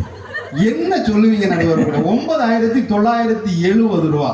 எனக்கு ஒரு கர்ச்சிப்பு, எனக்கு மோனுக்கு ஒரு கர்ச்சிப்பு, இளையவனுக்கு ஒரு கர்ச்சிப்பு, எங்க 3 பேருக்கு ஒரு கர்ச்சிப்பு. நடுவர்களே, பெண்கள் பேசுறது நல்லா பேசுவாங்க நடுவர்களே, செயல்பாடுகள் ஒன்றும் சரி இருக்காது. இதுக்கு ஒரே ஒரு உதாரணம் தான் நான் சொல்ல முடியும். அருள்நாதராய் இயேசு கிறிஸ்து தான் உதாரணம். அவர் 12 சீடர்களை தெரிந்து கொண்டார். அவர் எல்லாரையும் ஏற்றுக்கொண்டார். சிறு பிள்ளைகளை ஏற்றுக்கொண்டார், பாவிகளை ஏற்றுக்கொண்டார். ஆனா பெண்களை மட்டும் பக்கத்துல கூட அனுமதிக்கிறார். ஏன் தெரியுமா? அவருக்கு தெரியும் இவங்களை சேர்த்தா அந்த குரூப் கெட்டு போயிடும், அது மணி உருப்படாது. அதனாலதான் இவங்களை சேர்த்துக்கல நடுவர்களை. கொஞ்சம் யோசித்து பாருங்க. அவர் எல்லாரையும் அரவணைத்த ஆண்டவர். ஆனால் பெண்களை ஒரு பக்கத்துல கூட சேர்த்துக் கொள்ளல, ஊழியத்துக்கு சேர்த்துக் கொள்ளல, சீடர்களாக சேர்த்துக் கொள்ளவில்லை. ஏன்னா இவங்களை சேர்த்தா இந்த நிலைமை தான் அவருக்கு தெரியும். நடுவர்களை ஏன் சேர்த்துக்கல தெரியுமா? ஆண்டவர் சும்மா சேர்த்துக்கல, கூப்பிட்டா உடனே இவங்க போயிருப்பாங்களா ஊழியத்துக்கு? பேதுருவை அழைத்தார், எல்லாத்தையும் விட்டுட்டு போனான். மற்ற யோவானை அழைத்தார், எல்லாம் எல்லாத்தையும் விட்டுட்டு போனாங்க. இவங்க என்ன சொல்லியிருப்பாங்க? நான் வீட்டுல போய் ஒன்று பெர்மிஷன் கேட்டுட்டு வரட்டா ஆண்டவரே, அப்படிதானே? அந்த அளவுக்கு நீங்க ஆட்டி படைச்சு வச்சிருக்கீங்க. இல்ல, நான் பெர்மிஷன் வாங்காம போக முடியாது. இல்ல, வீட்டுல போறதுக்கு விருப்பம் இல்ல, அதுக்காக சொல்றது. வீட்டுல போய் என்னால இதெல்லாம் முடியுமா இப்படி சமாளிச்சிருப்பாங்க. சரி, இயேசு சொன்னது எல்லாத்தையும் தன்னுடைய சீடர்கள் செய்தார்கள். இவங்க செய்திருப்பாங்களா? கொஞ்சம் யோசித்து பாருங்க. ஆண்டவர் அதனாலதான் உங்களை சேர்த்துக்கல. கொலம்பஸ் இந்த அமெரிக்கா தேசத்தை கண்டுபிடித்த பிறகு ஒரு பத்திரிகையாளர்கள் சந்திப்புல கேட்டாராம், நீங்க எப்படி ஐயா இந்த அமெரிக்க தேசத்தை கண்டுபிடித்தீர்கள்? அவர் சொன்ன பதில் தெரியுமா? என்ன சொன்னார் தெரியுமா? எனக்கு மனைவி இல்ல, அதனால கண்டுபிடிச்சேன். என்னது? மனைவி இல்ல, அமெரிக்காவை கண்டுபிடிச்சேன் அப்படின்னு சொன்னாரா? ஏன் அப்படின்னு கேட்டாங்களா? நச்சரிப்பு. அவனை நிம்மதியா போக விட்டுருப்பாங்க அமெரிக்கா கண்டுபிடிக்கிறதுக்கு. போச்சும் என்ன கேட்டிருப்பாங்க? எங்க போற, எப்ப வருவேன், வரச்சமே எனக்கு என்ன வாங்கிட்டு வருவேன், என்ன கொண்டு எனக்கு அம்மா வீட்டுல விட்டுட்டு போவியா, இல்ல நானும் உனக்கு கூட வரட்டா, இப்படி எல்லாம் கேட்டிருப்போமா இல்லையா? எல்லா அனுபவமும் பேசுது. நடுவர்களே பாதிக்கப்பட்டிருக்கோம், நாங்க பாதிக்கப்பட்டிருக்கோம் நடுவர்களே. அதை விடுங்க, 12 பெண்களை முதல்ல சேர்த்து வைக்க முடியுமா நடுவர்களே? 12 பொம்பளைகளை முதல்ல சேர்த்து வைக்க முடியுமா? நம்ம வீட்டுல 2 பொம்பளை சேர்த்து வைக்க முடியுதா? மாமியார் முடியுதா நடுவர்களே? யோசிச்சு பாருங்க. ஏன்னா வீட்டு பக்கத்துல இன்னைக்கு ஒரு அக்கா மடியில மாமியாரை படுக்க வச்சு நகை வெட்டிட்டு இருக்கு. எனக்கு பதறிட்டேன், அப்பா என்ன பாசாக்கா, இந்த உலகத்துல பெஸ்ட் மருமகள் மாமியார்னு பட்டம் கொடுத்தா உனக்கு தான் தரணும்னு சொல்லிட்டு அந்த அக்காவை கூப்பிட்டு கேட்டேன், சும்மா இரு தம்பி, இது சண்டைன்னா நகத்தை வச்சு மூஞ்சிய பிராண்டி விட்டுறது. இன்னைக்குதான் வசமா கிடைச்சா, நகத்தை வெட்டிட்டேன், இனி 1 மாசத்துக்கு ஒன்னும் செய்ய மாட்டேன். நடுவர்கள் டைம் மேனேஜ்மெண்ட் உண்டா பெண்கள் இடத்துல? ஊழியத்துக்கு டைம் மேனேஜ்மெண்ட் என்ன முக்கியம்? இவர்கள் இடத்துல ஒரு இடத்துக்கு போனோம்னா அப்பதான் ஃபர்ஸ்ட் கோட் பெயிண்ட் அடிப்பாங்க. கொஞ்ச நேரம் கழிச்சு இன்னும் கோயிலுக்கு வரலையா? இல்ல இப்பதான் செகண்ட் கோட் போயிட்டு இருக்கு. இவ்வளவு மேக்கப் பண்ணாலும் சுமாரா தான் இருப்பாங்க. எங்க ஆண்கள் எல்லாம் பாருங்க, இருட்டுல இருந்தாலும் வெளிச்சமா இருப்பாங்க. ஏன்னா எங்கள் ஆண்கள் எல்லாம் இயற்கையிலே அழகானவர்கள். இவங்க மேக்கப் போட்டாதான் அழகா இருப்பாங்க. நடுவர்களே, எல்லாத்துலயும் யோசிச்சு பாத்தீங்கன்னா ஊழியத்திற்கு அடிப்படையாக இருக்கிற குவாலிட்டி ஒண்ணுமே இல்லை, பொறாமை. பொறாமை எவ்வளவு பெரிய பொறாமைக்கு சொந்தக்காரர்களாக இருக்கிறார்கள். இவர்களை எல்லாம் சேர்த்து வைக்க முடியாதுன்னா ஊழியத்துக்கு அவர் கூப்பிடவே இல்லை. யோசித்து பாருங்க, இன்னைக்கு இந்த திருச்சபை இருக்கிறது. திருச்சபையோட போதகர் ஒரு ஆண்மகன், திருச்சபையோட பொறுப்பாளர்கள் ஆண்மகன். ஒரு காலத்துல நம்முடைய நிலைமை என்ன தெரியுமா? இடுப்புக்கு மேல முழங்காலுக்கு கீழே நம்முடைய பெண்களால மேல் ஆடை அணிய முடியாதபடிக்கு இருந்த காலகட்டத்தில் மேல் நாட்டில் இந்த மிஸ்டரிகள் வந்தாங்களே, எல்லாரும் ஆண்மக்கள். எல்லாரும் ஆண்மக்கள் வந்துதான் நமக்கு ஒரு விடுதலையை பெற்று தந்தார்கள். அந்த விடுதலையை பெற்றுக்கொண்டு இன்னைக்கு ஆம்பளைகள் எல்லாம் அடிக்கிறாங்க. அப்படிதானே? அன்னைக்கு பாஸ்டர் வீட்டுக்கு போறேன். பாஸ்டர் வீட்டுல பயங்கரமா துவைப்பு நடந்துட்டு இருக்கு. நான் அந்த அக்காட்ட கேட்டேன், பாஸ்டர் அம்மாட்ட கேட்டேன், பாஸ்டர் அம்மா எதுக்கு எங்க அண்ணனை இவ்வளவு? நான் அந்த பாஸ்டர் தான் சொல்றீங்க. நம்ம பாஸ்டர் என்னன்னு கேட்டா அந்த அக்கா என்கிட்ட லாஜிக்கா ஒரு பதில் சொல்லுச்சு. தம்பி, 5000 ரூபாய் கொடுத்து ஒரு மாடு வாங்குறேன், அது ஒழுங்கா வேலை செய்யலன்னு அடிக்கிறியா இல்லையா? அடிக்கிறியா இல்லையா? அடிக்கிற. 50000 ரூபாய் கொடுத்து ஒரு பைக் வாங்குறேன், ஒழுங்கா ஸ்டார்ட் ஆகலைன்னா உதைக்கிறியா இல்லையா? உதைக்கிறேன். 5 லட்சம் ரூபாய் கொடுத்து அந்த மனுஷனை நான் வாங்கியிருக்கேன், எனக்கு மிதிக்கிறதுக்கு கூட உரிமை இல்லையான்னு கேக்குது. நடுவர்களே, பெண்கள் நாங்கள் வாங்கி கொடுத்த சுதந்திரம், இவர்கள் இன்றைக்கு இவ்வளவு சுதந்திரமாய் வாழ்ந்து கொண்டிருக்கிறார்கள் என்றால் மேல்நாட்டு மிஷனரிகளுடைய தியாகம். நடுவர்களே, இவைகள் எல்லாம் தான் ஆன்மீக திருப்பணிக்கு அடித்தளமாக இருக்கிறது. இன்றைக்கு போதகர்கள், சபையை நடத்தி கொண்டிருக்கிற தலைவர்கள், டீக்கன்மார்கள், இப்படி எல்லாரும் ஆண்மக்கள். இவர்கள் மூலம்தான் ஆன்மீக திருப்பணி இந்த மண்ணிலே நடந்திருக்கிறது. ஒரே ஒரு சம்பவத்தை சொல்லி முதல் சுற்றை நிறைவு செய்ய விரும்புகிறேன். இங்கிலாந்து தேசத்திலிருந்து ஒரு ஆண்மகன் இந்திய மண்ணுக்கு வருகிறார். மனைவி இறந்து போகிறார்கள். 6 மாதமான கை குழந்தை கையில, 6 மாதமான கை குழந்தை கையில. மனைவி வருகிற வழியில கப்பல் பயணத்திலே இறந்து போகிறார்கள். இறந்து போகிற மனைவி பக்கத்துல வச்சுட்டு பினாங்கு என்று சொல்லக்கூடிய ஒரு தீவுல அந்த கப்பல் நிற்கிறது. எல்லாரும் சொல்லுகிறார்கள், தயவு செய்து நீ இங்கிலாந்து தேசத்துக்கு திரும்பி போயிடு, உன்னால போய் இந்தியாவில் ஊழியம் செய்ய முடியாது, தனியா நீ போய் என்ன பண்ண போற அப்படின்னு சொன்னவுடன் அவர் என்ன செய்தாரான்னு தெரியுமா? தன்னுடைய சொந்த கைகளினாலே பினாங்கு என்று சொல்லக்கூடிய அந்நிய தீவிலே தன்னுடைய மனைவிக்கு குழி தோண்டினார். அந்த அந்நிய தீவிலே தன்னுடைய மனைவியை அடக்கம் செய்தார். அடக்கம் செய்துவிட்டு தன்னிடத்துல சொன்னவர்கள் எல்லாரிடத்திலும் சொன்னாராம், கலப்பையிலே கை வைத்து விட்ட நான் இனிமேல் திரும்பி பார்க்க மாட்டேன், நான் இந்தியாவுக்கு போவேன் என்று சொல்லி நம்முடைய கன்னியாகுமரி மாவட்டத்துக்கு வந்தார். அவர்தான் சங்கைக்குரிய சார்லஸ் மீட் ஐயர் அவர்கள். இப்படிப்பட்டவர்களுடைய தியாகத்தினாலே தான் இன்றைக்கு ஆன்மீக திருப்பணி இந்த மண்ணிலே தலைத்திருக்கிறது, வளர்ந்திருக்கிறது. ஆகவே பெண்கள் செய்யவில்லை என்று நாங்கள் சொல்லவில்லை, செய்கிறார்கள். அதிலும் பலப்படி அதிகமாக ஆண்கள் செய்கிறார்கள் என்று சொல்லி முதல் சுற்று வாய்ப்புக்கு நன்றி கூறி அமைகிறேன். நன்றி, நல் வணக்கம். நம்முடைய வழக்கறிஞர் பட்டிமன்றத்தினுடைய வாதத்தை தொடங்கி வைத்திருக்கிறார்கள். நான் இங்க வந்து உட்கார்ந்த உடனே எங்களுடைய நிகழ்ச்சிகள் எல்லாம் பார்த்துட்டு இருந்தேன். இந்த பெரிய அம்மா வந்தாங்க, அறிக்கை வாசித்தாங்க, அவங்க தான் தலைவர்னாங்க. அப்போ ஜபக்குழுவை தலைமை தாங்கி நடத்தக்கூடியது பெண்கள். அந்த பெண்களுக்கு ஆன்மீக திருப்பணியில் இருக்கக்கூடிய பங்களிப்புக்கு இணையாக ஆண்களை சொல்ல முடியுமா என்று கேட்டால் எனக்கு கொஞ்சம் சந்தேகமாக தான் இருந்துருச்சு. நம்ம நண்பர் பேசிய போது இப்போ எனக்கு ஒரு சலனம் வந்திருக்கு. 12 பேரை சேர்த்து ஒரு இடத்துல உட்கார வைக்க முடியுமான்னு கேட்டார் பாருங்க ஒரு கேள்வி. நான் யோசிச்சு பார்க்குறேன், தாய்மார்கள் நமக்குள்ளார இருக்கக்கூடிய ஒற்றுமை எப்படி இருந்து கொண்டிருக்கிறது? ஆன்மீக திருப்பணியினை நாம் மேற்கொள்ள வேண்டும் என்று சொன்னால் நம்முடைய உள்ளம் பக்குவப்பட வேண்டும். இந்த உள்ளத்திலே அந்த பிரிவினை வாதம் மாறி நாம் எல்லாம் ஒற்றுமை உணர்வோடு செயல்படக்கூடியவர்களாக இருக்க வேண்டும். ஒரு இல்லத்திலே 2 பெண்கள் சேர்ந்து அந்த இல்லத்தை மகிழ்ச்சியாக அமைக்க இயலாத பெண்களால் எப்படி ஆன்மீக திருப்பணியினை மேற்கொள்ள முடியும் என்று அவர் கேட்ட அந்த கேள்வி என்னுடைய இதயத்திலே ஒரு ஆட்டத்தை உருவாக்கி இருக்கிறது. சொன்னாரு, இந்த திருப்பணியினை மேற்கொள்வதற்காக இந்த மண்ணுலகத்திலே தன்னுடைய பொன்னுடலை வதைக்க விட்ட விண்ணுலக மைந்தன் இயேசு கிறிஸ்து நினைத்திருந்தால் ஒரு பெண்ணாக மனு உருவாக வந்திருக்கலாம். ஏன் அவர் ஆணாக வந்தார்? ஆன்மீக திருப்பணியினை இந்த ஆண்கள் தான் மேற்கொள்ள முடியும் என்பதை இறைவன் உணர்ந்திருக்கிறார். அந்த ஆன்மீக திருப்பணியிலே அதிக ஈடுபாடு உடையவர்களாக இன்றைக்கும் ஆண்கள் தான் இருந்து கொண்டிருக்கிறார்கள் என்பதற்கு எடுத்துக்காட்டாக மிகச் சிறந்த ஒரு மிஷனரியினை இங்கே எடுத்து ஏற்பி இருக்கிறார். நான் நினைக்கிறேன் இதுக்கு மேல பெண்கள் அணியினுடைய தலைவர் வாதத்தை தொடர்வார் என்கிற நம்பிக்கை எனக்கு இல்லை. அதனால ஒருவேளை அவருக்கு ஏதாவது இருக்கான பார்ப்போம். பெண்களே இந்த அணியினுடைய தலைவர் போதகர் சுதீர் அவர்களை வாதத்தை தொடங்கி வைக்க அழைக்கிறேன். அன்பனும் ஊற்றாய் அமுத புனலாய் இன்ப நதியாய் நம் இதய துடிப்பாய் அன்னை மரியின் அருந்தவ கொழுந்தாய் இந்த பூமிக்கு வந்த இளைய நிலவை இயேசு பெருமானை வணங்குகின்றேன். பொறுப்பிலே பிறந்து தென்னவன் புகழினில் கிடந்து சங்கத்து இருப்பினிலிருந்து வைகை எட்டினில் தவழ்ந்து நெருப்பினில் நின்று கற்றோர் நினைவினில் நடந்து நாளும் வளர்ந்து கொண்டிருக்கின்ற அழகு தமிழனை வாழ்த்துகின்றேன்.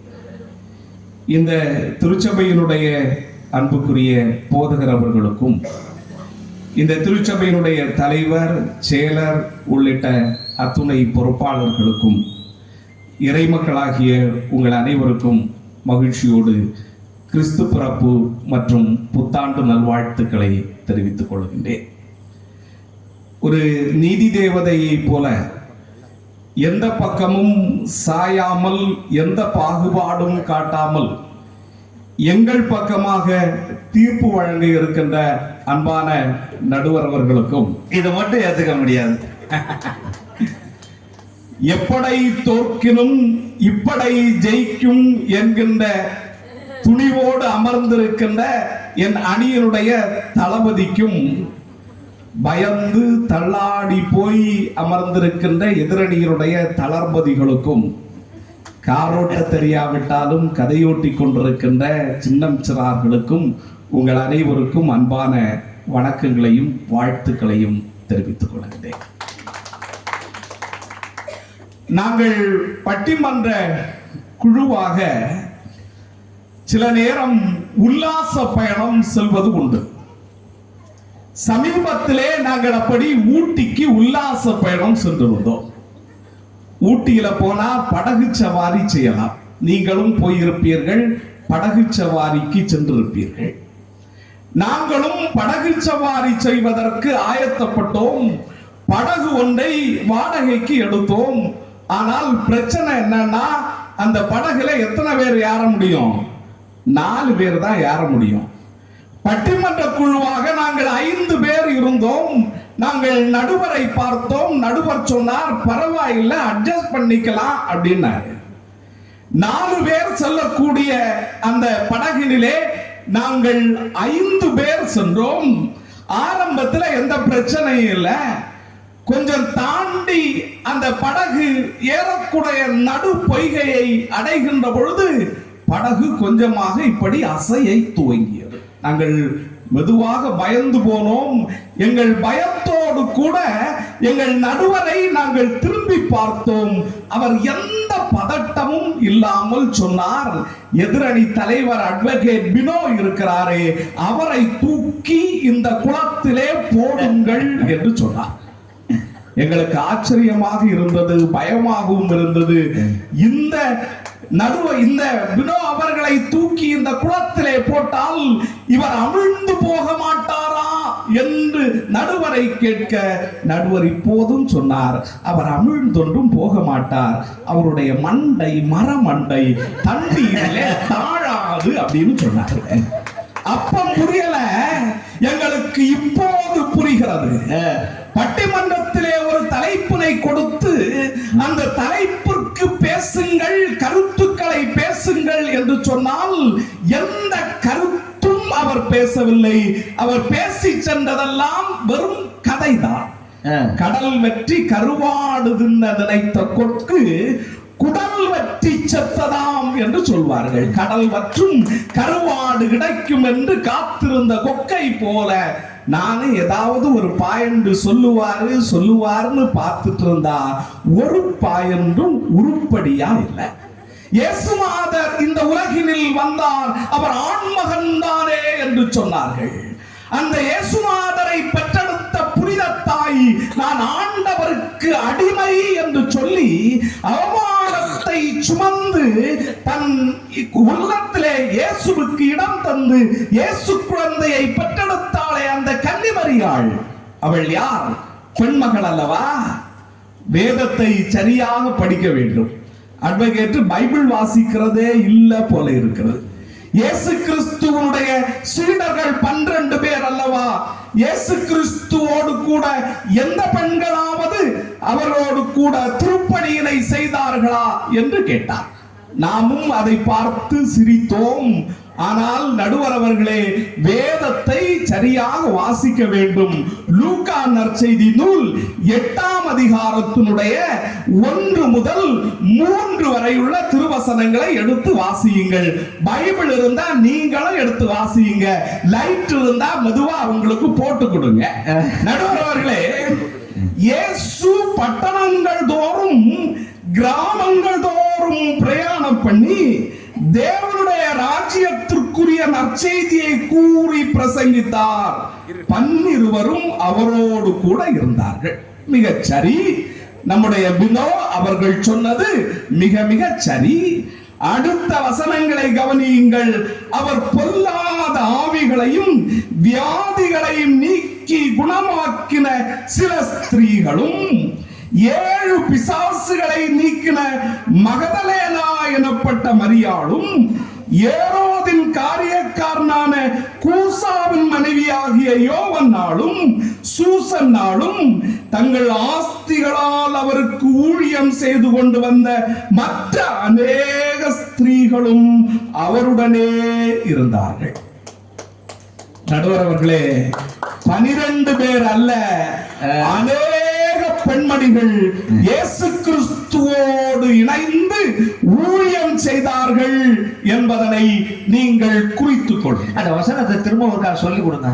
லூக்கா 8ஆம் அதிகாரம் 1 முதல் 3 வரையிலான திருவசனங்கள். பைபிளும் வாசிக்கிறது இல்ல, இவர் வரலாறும் படிப்பது இல்லை. எப்படிதான் வக்கீலானாரோ தெரியல. ஒரு வகையில வக்கீலானாரு. ஆமா, நாம் வரலாற்றை கவனித்தால் அங்கே மார்த்தா மால்ட் என்கின்ற ஒரு பெண்மணி உண்டு. அதை நீங்கள் கேள்விப்பட்டிருக்கிறீர்களா? லேயா டதி என்கின்ற ஒரு பெண்மணி உண்டு. நீங்கள் அதை கேள்விப்பட்டிருக்கிறீர்களா? ஜோன்னா மீட் என்கின்ற ஒரு பெண்மணி உண்டு. அவரை நீங்கள் கேள்விப்பட்டிருக்கிறீர்களா? ஆடிசை உங்களுக்கு தெரியுமா? லூயிசை உங்களுக்கு தெரியுமா? இவர்களெல்லாம் யார் தெரியுமா? 18 மற்றும் 19ஆம் நூற்றாண்டுகளிலே இந்த மண்ணினிலே திருப்பணியினை செய்த பெண்மணிகள். பெண்களுக்கு கல்வி என்பது இல்லாமல் இருந்தது. பெண்களுக்கு ஆடை அணியக்கூடிய உரிமை இல்லை, ஆலயம் செல்லக்கூடிய உரிமை இல்லை.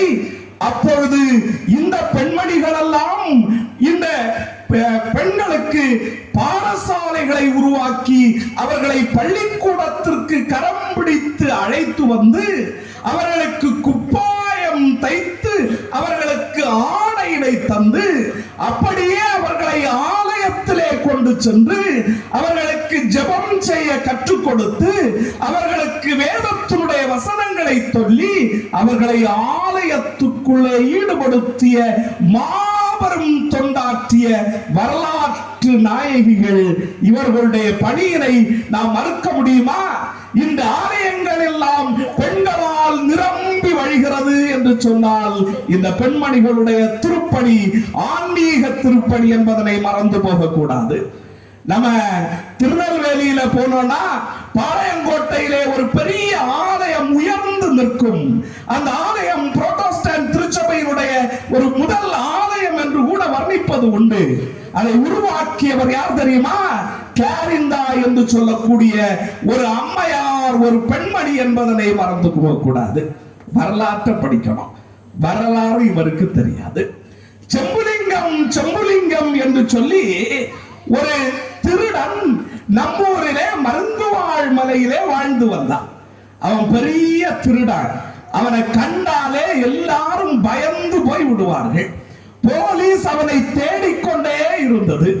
இவனை பார்த்து அச்சமடைந்த மக்கள் எல்லாம் ஒதுங்கி கொண்டு வாழ்ந்தார்கள். ஆனா அந்த செம்புலிங்கம் இருக்கிறானே, அந்த செம்புலிங்கம் இயேசு கிறிஸ்துவை ஏற்றுக்கொண்டு அவன் திருமுழுக்கை பெற்றுக்கொண்டான். அந்த திருமுழுக்கை பெற்றுக்கொள்வதற்கு காரணமாயிருந்தது யார் தெரியுமா?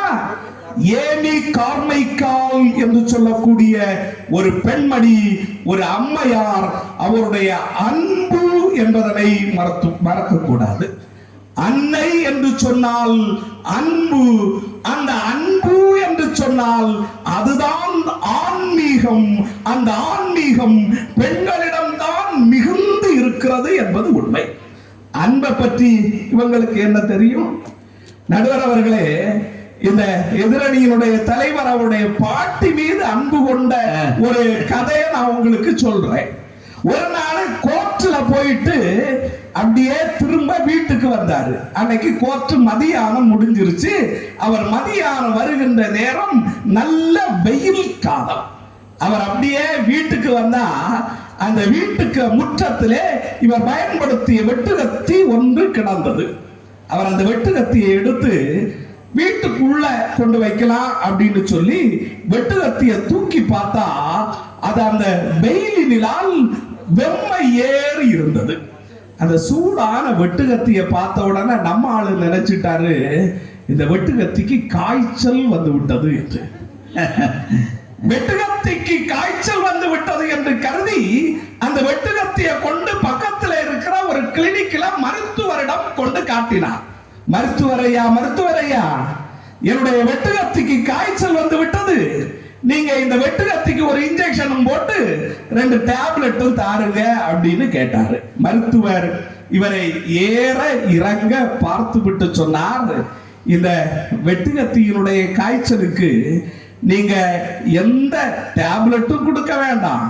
இந்த வெட்டுக்கத்தியினுடைய காய்ச்சலுக்கு நீங்கள் எந்த இன்ஜெக்ஷனும் போட வேண்டாம். நீங்க ஒரு கயிறு ஒன்றை எடுத்து அந்த கயிற்றை நீங்கள் வெட்டுக்கத்தியில் கட்டி உங்க வீட்டுக்கு பின்னால ஒரு கிணறு இருக்குது இல்லையா, அந்த கிணறுக்கு பக்கத்துல போய் அந்த கிணற்றுக்குள்ள இந்த வெட்டுக்கத்திய ஒரு 5 நிமிஷம் போட்டு அதை எடுத்து தொட்டு பாருங்க, காய்ச்சல் தீர்ந்து விடும் என்று மருத்துவர் சொன்னார். இவருக்கு சந்தோஷம். வீட்டுக்கு வந்தாரு, ஒரு கயிறை எடுத்தார், தன்னுடைய வெட்டுக்கத்தியை கட்டினார். அப்படியே வீட்டுக்கு பின்னால இருக்கிற அந்த கிணற்றுக்குள்ள போட்டு ஒரு 5 நிமிஷம் வச்சிருந்து எடுத்து தொட்டு பார்த்தார். வெட்டுக்கத்தியினுடைய காய்ச்சல் தீர்ந்து போய்விட்டது. இவருக்கு மகிழ்ச்சினா மகிழ்ச்சி, சந்தோஷத்திலே விழுந்தார். எண்ணி 5 நாள் ஆகவில்லை, நடுவர் அவர்களே, அவருடைய பாட்டிக்கு காய்ச்சல் வந்தது. இப்பதான் பிரச்சனை. இவர் நினைத்துக் கொண்டார், எனக்குத்தான் காய்ச்சலுக்கு மருந்து தெரியுமே என்று சொல்லி வெட்டுக்கத்தியை கட்டின அதே கயிற்றை எடுத்தார், பாட்டியை கட்டினார். அப்படியே வீட்டுக்கு பின்னால் இருக்கின்ற கிணற்று பக்கம் எடுத்து சென்றார். அந்த பாட்டியை கிணற்றிலே அப்படியே இறக்கினார். தண்ணிக்குள்ளால ஒரு 5 நிமிஷம் வைத்து பாட்டியை எடுத்து தொட்டு பார்த்தார். பாட்டியினுடைய காய்ச்சல் தீர்ந்திருந்தது. பாவம், பாட்டியும் தீர்ந்திருந்தாங்க. நடுவர் அவர்களே, ஆமா, அறிவாளியை கொண்டு நீங்க கூட்டிட்டு வந்திருக்கிறீங்க. நடுவர் அவர்களே, கேட்க வேண்டாம். பக்தி எங்கே மிகுந்து இருக்கிறதோ அங்கே அவர்கள் ஆண்டவனை உணர முடியும். அந்த பக்தியினுடைய உணர்வு அதிகமாக இருப்பது பெண்களுக்குத்தான். எனவேதான் அவர்கள் ஆன்மீக திருப்பணியில் முன்னணியில் நிற்கிறார்கள். ஏரோது நமக்கு தெரியும், ஏரோதுவனுடைய பிளாத்துவை நமக்கு தெரியும், பிளாத்துவனுடைய மனைவியை நமக்கு தெரியும். இயேசு கிறிஸ்துவை பிளாத்து விசாரிக்கின்றான். விசாரித்துக் கொண்டே இருக்கிறான். இவனுக்கு எந்த முடிவினையும் எடுக்க முடியல. ஆனால் அவன் விசாரித்துக் கொண்டிருக்கின்ற பொழுதே பிளாத்து சொன்னால் அந்த நீதிமானுக்கு நீங்கள் ஒன்றும் செய்ய வேண்டாம் என்று சொன்னார்.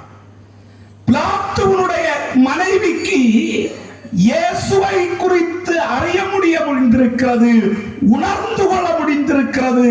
அதற்கு என்ன காரணம் என்று சொன்னால் அவள் உள்ளுக்குள் இருந்த பக்தி என்பதை மறக்க கூடாது.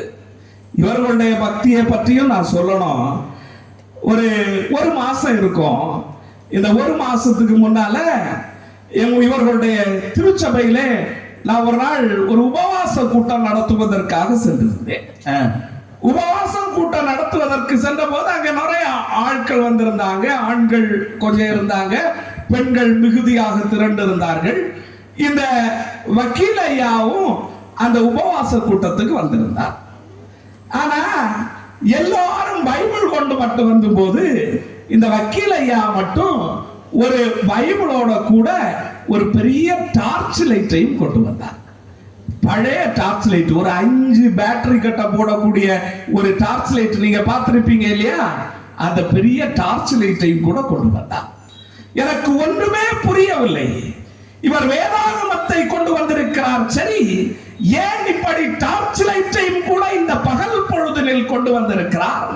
அப்படி ஒளி வேண்டும் என்றால் இப்பதான் செல்போன்லயே இருக்குதே, ஏன் இவர் டார்ச் லைட்ல கொண்டு வந்திருக்கிறார் என்று எனக்கு தெரியாமலே இருந்தது.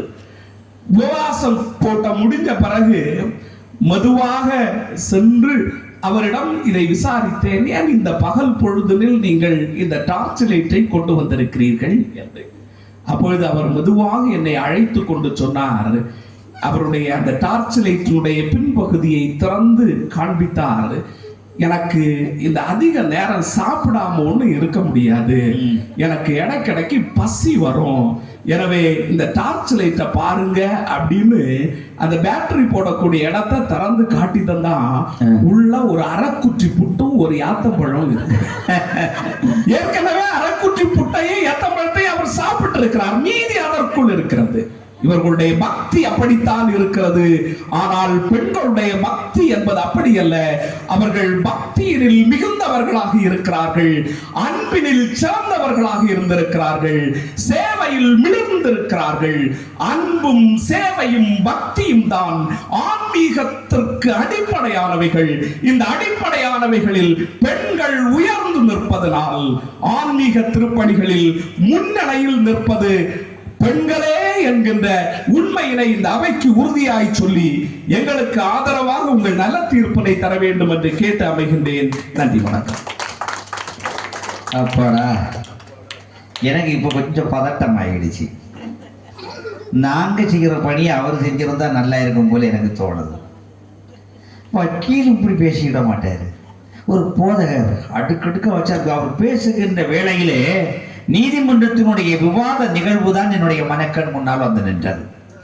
எந்த அளவுக்கு எங்களுடைய நீதிமன்றங்களிலே நீதி பரிபாலனம் செய்யக்கூடிய நீதிபதிகள் ஆவணங்களையும் சாட்சிகளையும் தான் அடிப்படையாக வைத்து நீதி வழங்குவார்கள். இங்கே நாம் ஆன்மீக திருப்பணியில் அதிக ஈடுபாடு உடையவர்கள் ஆண்களா பெண்களா என்று கேள்வி வைத்த போது இங்கே ஒரு வழக்கறிஞர் தன்னுடைய வாதத்தை தொடங்கி இருந்தாலும் இந்த போதகர் வந்து எப்படி அடுக்கடிக்கான சாட்சிகளை இங்கே நிலைநிறுத்தி பெண்கள் எந்த அளவுக்கு ஆன்மீக திருப்பணியிலே அதிக ஈடுபாடு உடையவர்கள் என்பதை மிக உறுதியாக சொல்லி சென்றிருக்கிறார். 12 சீடர்களை குறித்து சொன்னால் உடனிருந்து அந்த ஊழியத்தை தாங்கிய பெண்களுடைய பெயரை பட்டியல் போட்ட போது அதிர்ந்து வரேன். நினைச்சு பார்க்கிறேன், எனக்கு கொஞ்சம் பெயர்கள் எல்லாம் புதுசா தான் தெரிஞ்சிருச்சுங்க. நிறைய உண்மைகளை சொல்லி இருக்கிறார். செம்புலிங்கத்தினுடைய மனமாற்றத்திற்கு காரணமாக இருந்த அம்மாவை நமக்கு அறிமுகப்படுத்தி தந்திருக்கிறார். நீங்க படிச்சிருப்பீங்க, எனக்கு கொஞ்சம் புதுசா இருந்துச்சு. ஆக அநேக சத்தியங்கள் பெண்கள் எந்த அளவுக்கு இந்த ஆன்மீக திருப்பணியிலே ஈடுபட்டிருக்கிறார்கள் என்பதை மிகச் சிறப்பாக சொல்லி சென்றிருக்கிறார். இப்படிதான் பாருங்க, ஒரு நாள் காட்டுல ஒரு யானைக்கு ஆக்சிடென்ட் நடந்து போச்சு. இந்த யானைக்கு ஆக்சிடென்ட் காட்டு மிருகங்களுக்கெல்லாம் செய்திகள் பரவுகிறது.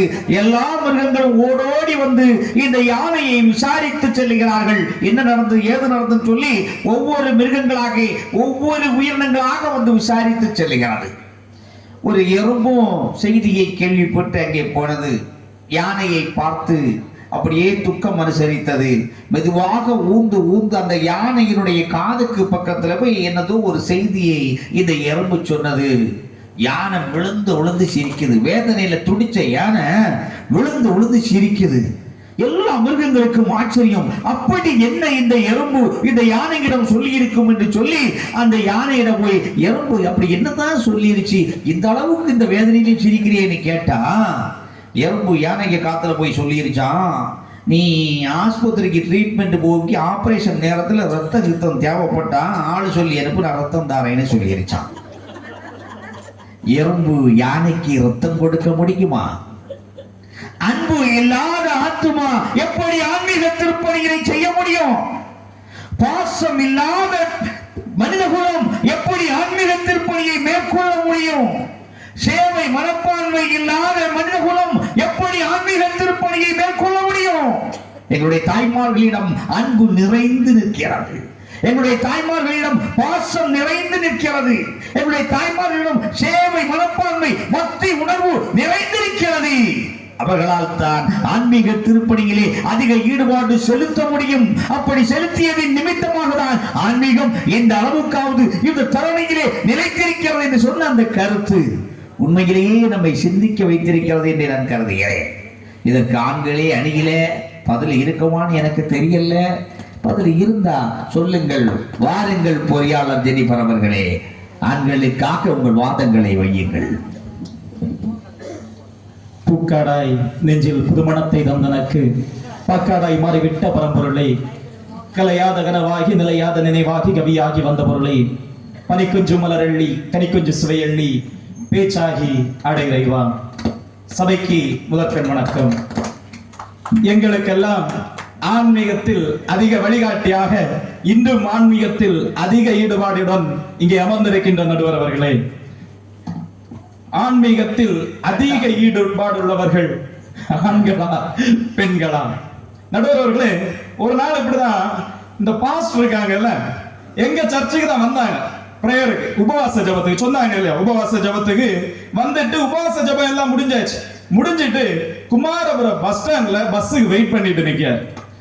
அங்க வந்து ரொம்ப பதட்டமா நிக்காரு. நானும் பாக்குறேன், பாஸ்டர் என்ன ஆச்சு, ரொம்ப பதட்டமா இருக்கீங்களே அப்படின்னு அவரை பார்த்து கேட்கிறேன். அவர் சொல்றாரு, தம்பி பாஸ்டிங் பிரேயர் எல்லாம் நல்லா முடிஞ்சது.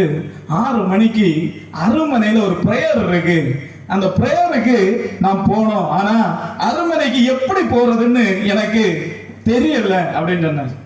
நான் கேட்டேன், பாஸ்டர் பயப்படாதீங்க, அருமனைக்கு தானே இப்ப 16 வரும், நீங்க அதை பிடிங்க, சீக்கிரமா அருமனைக்கு போயிடலான்னு நான் சொல்லிட்டு நான் என் வீட்டுக்கு போயிட்டேன்.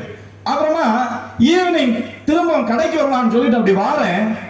இந்த மனுஷன் அங்க நின்னுட்டு ஒரு கார்னர்ல ஒரு ட்ரைனேஜ் இருக்கு எங்க ஊர்ல, அது பக்கம் இருந்துட்டு இந்த கையை வச்சு இப்படி ஒரு அடி, அதுக்கு அடுத்து இந்த பக்கம் திரும்பி இப்படி ஒரு அடி. நான் மத்தியானம் தான் பார்த்தேன், உபவாச ஜபத்துக்கு நல்ல மெசேஜ் எல்லாம் வேற கொடுத்துட்டு வர, நல்லா தானே இருந்தது. இவரு இப்ப வந்து என்ன ஆச்சு இருக்குன்னு சொல்லிட்டு பக்கத்துல போய், பாஸ்டர் பாஸ்டர் என்ன ஆச்சு பாஸ்டர் அப்படின்னு கேட்டா, தம்பி நீ 16 பிடிக்க சொன்ன, நான் 14 பிடிச்சிட்டேன், என்ன 2 தான் இருக்கு, அந்த 2 பிடிச்சிட்டு வாரேன், கொஞ்சம் வெயிட் பண்ணு அப்படின்னு சொன்னாரு. ஆளுதான் வளர்ந்துருக்கே தள்ளி அறிவுங்கிறது சுத்தமா கிடையாது. இவருதான் இப்படின்னு பார்த்தா, என்ன பக்கத்துல ஒரு ஆள் இருக்குல்ல, இவரு நான் ஒரு நாள் காலேஜுக்கு போக அவசர அவசரமா கிளம்பிட்டு இருக்கேன். அப்ப அண்ணன் என்ன பார்க்க வீட்டுக்கு வராரு. வந்துட்டு என் வீட்டுக்கு வந்த உடனே எங்க அம்மா எனக்கு ஒரு டீ வந்து சூடா கொண்டு வந்து தந்தாங்க. நானும் அந்த டீயை ஊதி ஊதி ஊதி குடிக்கி. இத பார்த்த உடனே அண்ணன் சொல்றாரு, தம்பி டீ எல்லாம் இப்படி அவசரத்துல ஊதி ஊதி குடிக்க விடாடா, டைம் தான் வேஸ்ட் ஆகும் அப்படின்னு சொல்லிட்டு டீ குடிக்க ஒரு ஐடியா இருக்கு அப்படின்னு. அண்ணன் பெரிய அறிவியல் விஞ்ஞானியாரு. அண்ணன் எனக்கு ஒரு ஐடியா சொல்லி தரேன். நான் என்ன கேட்காரு, டீல என்னெல்லாம் போடுவாங்கன்னு உனக்கு தெரியுமா அப்படின்னு கேட்டார். நான் சொன்னேன், என்ன ஒரு டீ தூள் போடுவாங்க, ஒரு ஸ்பூனு சீனி போடுவாங்க, பால் ஊத்துவாங்க அப்படின்னு சொன்னேன். உடனே அண்ணன் சொல்றாரு, அதான்டா அந்த டீ தூளை ஒரு ஸ்பூன் நீ எடுத்துக்க, வாய்க்குள்ள போட்டிக்க, ஒரு ஸ்பூனு சீனி எடுத்துக்க, வாய்க்குள்ள போட்டீங்க கொஞ்சோண்டு பால், அதை எடுத்து வாய்க்குள்ள போட்டீங்க கொஞ்சோண்டு சுடு தண்ணி, அதை எடுத்து வாய்க்குள்ள ஊத்திக்க. அப்புறமா போய் அடுப்புக்கு மேல போய் உட்கார்ந்தேன்னா டீ காய்ச்சது போல ஆச்சு, டீ குடிச்சது போல ஆச்சு, டைமும் சேவ் ஆச்சுன்னு சொல்லி அண்ணா ஐடியா தந்துருங்க. இப்படிப்பட்ட 2 அறிவாளிகளை வச்சுட்டு நீங்க தீர்ப்பு சொன்னீங்கன்னு வச்சுக்கிடுங்க, அடுத்து நியாயம் தவறாத நீதிபதிங்கிற உங்க பேரு கெட்டு போயிடும். பாத்துடுங்க. நடுவர் நானும் இப்படிதான் நினைச்சிட்டு இருந்தேன் ஒரு காலத்துக்கு முன்னாடி. பெண்கள் தான் பெரிய பக்திமான்கள்னு. எங்க வீட்டு பக்கத்துல ஒரு அக்கா 10 பவுனுக்கு ஒரு பெரிய செயின் போட்டிருந்தாங்க. அந்த செயின்ல 3 பவுனுக்கு ஒரு சிலுவை அடையாளம் பொறிக்கப்பட்ட டாலர் போட்டிருந்தாங்க. இந்த டாலரை எப்ப பார்த்தாலும் கண்ணுல தொட்டு தொட்டு கும்பிடுவாங்க. நான் கேட்டேன், அக்கா எப்ப பார்த்தாலும் இந்த டாலரை தொட்டு கும்பிடுறீங்களே, என்ன கடவுளுக்கு மேல அவ்வளவு பக்தியா அப்படின்னு கேட்டா அந்த அக்கா சொல்றாங்க, அட போ தம்பி, அப்படியெல்லாம் இல்ல, அந்த டாலருக்கு உள்ளதான் தலைவலிக்குள்ள மருந்த ஒளிச்சு வச்சிருக்கேன். தலைவலிக்குள்ள என்ன அக்கா அது மருந்து, எனக்கும் கொஞ்சம் சொல்லுங்கன்னு சொன்னா, இங்க பாத்தியா திறந்து காட்டுறாங்க, இங்க பாத்தியா ஒரு பெரிய பூசாரிகிட்ட போய் ஒரு தாயத்தை மந்திரவாதம் செஞ்சுட்டு வாங்கிட்டு வந்தேன், அது அதுக்குள்ளதான் ஒளிச்சு வச்சிருக்கேன். நடுவர்கள் இதுவா பக்தி? பொதுவாவே பெண்கள் வீட்டுல தூங்கும் போது பைபிளை எங்க தெரியுமா வைப்பாங்க? தலைக்க மாட்டுல தான் வச்சுட்டு தூங்குவாங்க. பெண்கள் தலைக்க மாட்டுல தான் வச்சுட்டு நம்ம எங்க வச்சிருப்போம்? நம்ம படிக்க வேண்டிய இடத்துல டேபிள்ல வச்சிருப்போம். தலைக்க மாட்டுல வச்சுட்டு தான் தூங்குவாங்க. அதை ஏன்னு கேட்டா அப்பதான் ஒரு அக்கா சொல்லுது, காற்று, கருப்பு, பேய், பிசாசு இதெல்லாம் பக்கத்துல வராது. நடுவர்களை இதுவா பக்தி? இது வெறும் பேசம். ஆனா ஆன்மீகத்தில் அதிக ஈடுபாடு உள்ளவர்கள் ஒண்ணே யோசிச்சு பாருங்க. பிறப்பின் நற்செய்தி முதலா யாருக்கிட்ட சொன்னாங்க? பெண்கள்கிட்ட சொன்னாங்க. ஆனா நற்செய்தி அவங்கள்ட்ட சொன்னா கடவுள் இயேசு கிறிஸ்து சகல ஜாதியர்களுக்கும் சுவிசேஷம் பிரசங்கிக்கப்பட வேண்டிய ஆன்மீக திருப்பணியை யார்கிட்ட சொன்னாங்க? ஆண்கள்கிட்ட, சீடர்கள்ட்ட. ஆன்மீகத்தில் அதிக ஈடுபாடுடன் இருப்பது ஆண்கள்னு சொல்லி கடவுளுக்கே தெரிஞ்சிருக்கு. ஏன்னா அவங்கள்ட்ட சொன்னாச்சுன்னா அவங்களால நிற்க முடியாது, சொல்ல முடியாது. இது இயேசு கிறிஸ்துவுக்கு தெரியும். ரெண்டாவதா ஒண்ணும் இல்லை நடுவர்களே, பாஸ்டர் சொன்னாங்க ஆராதனைகள் எல்லாம் அதிகமான பெண்கள்னு சொன்னாங்க. ஒண்ணும் இல்லை, ஒரு அக்கா ஆலயத்துக்கு போக்கு விதவிதமா வீட்டுல பைபிள் வாங்கி வச்சிருக்கு. மஞ்சள்ல பைபிள் இருக்கு, பச்சை கலர்ல பைபிள் இருக்கு, சோப்பு கலர்ல பைபிள் இருக்கு. நான் கேட்டேன், ஏன்க்கா விதவிதமான கலர்ல பைபிள் வாங்கிச்சு? அது தம்பி, பச்சை கலர் சாரி உடுத்தா பச்சை கலர் பைபிள், மஞ்சள் கலர் சாரி உடுத்தா மஞ்சள் கலர்ல பைபிள், சோப்பு கலர்ல சாரி உடுத்தா சோப்பு கலர்ல பைபிள், இப்படி மேட்சிங் ட்ரெஸ்ஸுக்கு மேட்சிங் கலர்ல பைபிள். ஒரு அண்ணன் மேட்சிங் கம்மல் தான் பார்த்திருக்கேன், இது மேட்சிங் பைபிள். ஒரு அண்ணன் கோயிலுக்கு போகாம சோகமா உட்கார்ந்துருக்கேன். நான் கேட்டேன், ஏன்னா நீங்க சர்ச்சுக்கு போகல அப்படின்னு. தம்பி, என்னைக்கு கல்யாணம் பண்ணணும் அன்னைக்கே நான் சர்ச்சுக்கு போறதை விட்டு அப்படி என்னென்ன ஆச்சு அப்படின்னு கேட்ட அண்ணன் சொல்றாரு, தம்பி முதல் நாள் கல்யாணம் முடிஞ்சிட்டு சர்ச்சுக்கு போனோம். அவ ஒரு கலர் சாரி உடுத்தா, நான் ஏதோ வெள்ளை போட்டுட்டு வந்தேன். என்னங்க, இனி நம்ம 2 பேரும் சேர்ந்து சர்ச்சுக்கு போனா நீங்களும் சோப்புன்னா நானும் சோப்பு கலர் ட்ரெஸ், நீங்க பச்சை கலர்னா நானும் பச்சை கலர் ட்ரெஸ். தம்பி ஒரு நாள் உடுத்தோம், அடுத்த வாரம் சர்ச்சுக்கு போறோம், கண்ணாடிக்கு முன்னாடி போய் இருந்தா நானும் பச்சை கலர்ல அவ போட்ட கலருக்கே மாறிட்டு வந்தேன். அவளுக்கு அந்த ட்ரெஸ் பிடிக்கல. அடுத்து அவ ஒரு மஞ்சள் கலரை போட்டா, என்னையும் மஞ்சள் கலர்ல போட சொன்னா. அதுக்கு அடுத்த போய் நின்று பார்த்தா அவளுக்கு ட்ரெஸ் பிடிக்கல. என்ன மாற சொன்னா கருப்பு கலர் எடுத்து போட்டா எனட்ட ட்ரெஸ் இல்ல. அடுத்து சொன்னா ஒரு கருப்பு கலர்ல துணி வாங்கி வச்சிருக்க தெரியாத நீ ஒரு குடும்பத்தை எப்படி வழிநடத்துவ அப்படின்னு சொல்லிட்டு அவ கோச்சிட்டு அம்மா வீட்டுக்கு போனவதான். இன்னைக்கு அவளும் வீட்டுக்கு வரல, நானும் சர்ச்சுக்கு போகலன்னு சொன்னா. நடுவர் அவர்களே, பெண்கள் ஆராதனைக்கு போறாங்க. எதுக்கு போறாங்க? தன்னைத்தானே அலங்கரித்துக் கொண்டு ஆராதனையிலே அலங்கரிப்பவர்கள் பெண்கள். தன்னை அலங்கரித்துக் கொண்டு ஆராதனை அலங்கரிக்க. ஒண்ணும் இல்ல, ஒரு நாள் ஒரு அக்கா புதிய பட்டுப்புடவை கட்டிட்டு சர்ச்சுக்கு வராங்க. இதை பார்த்துட்டு இன்னொரு அக்கா, எப்படியாவது இந்த புடவைக்க விலையை நமக்கு அறியணும், இதே மாதிரி ஒரு புடவை நம்ம வாங்கணும் அப்படின்னு சொல்லிட்டு அப்படியே இருக்காங்க. பாஸ்டர் வேற ரொம்ப ஸ்ட்ரிக்ட், சர்ச்சில் யாரையும் பேச விட மாட்டாரு. பேசுனா பேர் சொல்லி முன்ன கூப்பிடுவாரு. இந்த அக்காளுக்கு எப்படியாவது இந்த புடவைக்க விலைய நாம கேட்கணும்னு சொல்லிட்டு ஒரே ஆசை, ஒரே முழிச்சிட்டு திருட்டு முடியல அப்படியே நிற்காங்க. அந்த நேரம் பார்த்து பாஸ்டர் சொல்லியாரு, யாவரும் எழுந்து நின்று கீர்த்தனைகளிலே 323வது பாடலை பாடும். என்ன பாட்டு? இயேசுவே கிருபாசன பதியே.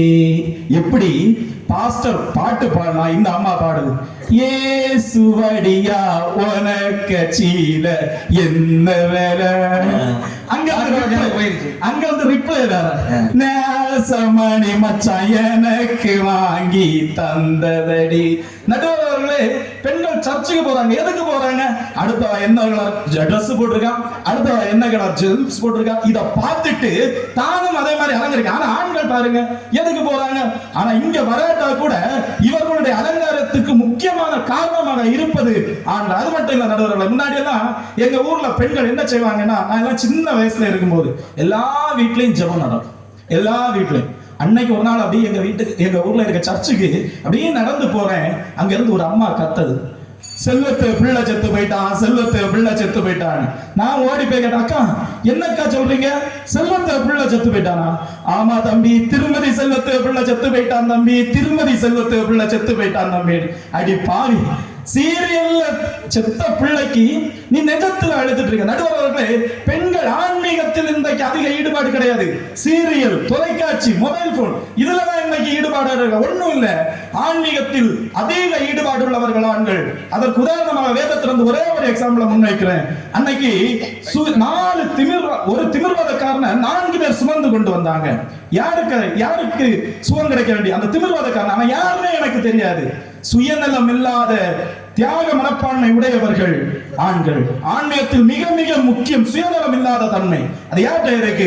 ஆண்கள்ட்ட இருக்கு. நீங்க நினைச்சு பாருங்க, இன்னைக்கு பெண்கள் எனக்கு வீட்டு பக்கத்துல இருக்க இன்னொரு பொண்ணு நல்லா இருக்கணும்னு விரும்பாங்களா? விரும்பவே மாட்டான். ஆனா இந்த திமிர்வாத காரனை கொண்டு வந்த அந்த 4 பேர் அவனுடைய விசுவாசத்தை, அவர்களுடைய சுயநலம் இல்லாத தன்மையை கண்டு கடவுள் அவனுக்கு சுகம் கொடுத்தார். அது மட்டும் இல்ல நடுவர் அவர்களே சொன்னாரு, வரலாறு தெரியுமா வரலாறு தெரியுமான்னு கேட்டாரு. நானும் கொஞ்சம் வரலாறு சொல்லி, ஆன்மீகத்தில் மிக மிக முக்கியமானது என்ன தெரியுமா? இன்றைக்கு இந்த ஆன்மீகம் இந்த அகில உலகத்தில் விருட்சமாக வளர்ந்திருக்க மிக மிக முக்கிய காரணம், இரத்த சாட்சியாக மரித்தவர்கள் ஆண்கள். அந்த இரத்த சாட்சியாக மரித்தவர்களில் முதலான இரத்த சாட்சி, கல்லெறியப்பட்டு கொன்ற ஸ்தேவான் ஒரு ஆண்மகன், சிலுவையிலே தலைகீழாக அடிக்கப்பட்டு அறையப்பட்டு இரத்த சாட்சியாய் மரித்த பேதுரு ஒரு ஆண்மகன், தலை பெருக்கல் வடிவ சிலுவையிலே அறையப்பட்டு கொல்லப்பட்ட பர்தலமேயு ஒரு ஆண்மகன், தோல் உரிக்கப்பட்டு தலையிலே வெட்டப்பட்டு கொல்லப்பட்ட அந்திரேயா ஒரு ஆண்மகன், ஈட்டியால் குத்தப்பட்டு கொல்லப்பட்ட தோமா ஒரு ஆண்மகன். அது மட்டுமில்லை நடுவர் அவர்களே, நம்முடைய குமரி மண்ணின் முதல் இரத்த சாட்சி தேவ சகாயம் பிள்ளை ஒரு ஆண்மகன். யாராவது ஒரு பொன் பேர் சொல்லுங்க பார்க்கலாம். யாராவது ஒரே ஒரு பொண்ணுக்கு பேர். அது மட்டுமல்ல, திருமறையை மொழிபெயர்த்து திருமறையை அச்சிட்டு வெளியிட்டவர்கள் ஆண்கள். ஆகவே என் ஆன்மீகத்தில் அதிக ஈடுபாடு உள்ளவர்கள் ஆண்களே என்று வாய்ப்பளித்தமைக்கு நன்றி கூறி விடைபெறுகிறேன். நன்றி, வணக்கம். தம்பி ஆவேசமாக பேசி செஞ்சிருக்கிறார். அவருக்கு மட்டும்தான் பட்டியல் போட தெரியுமா?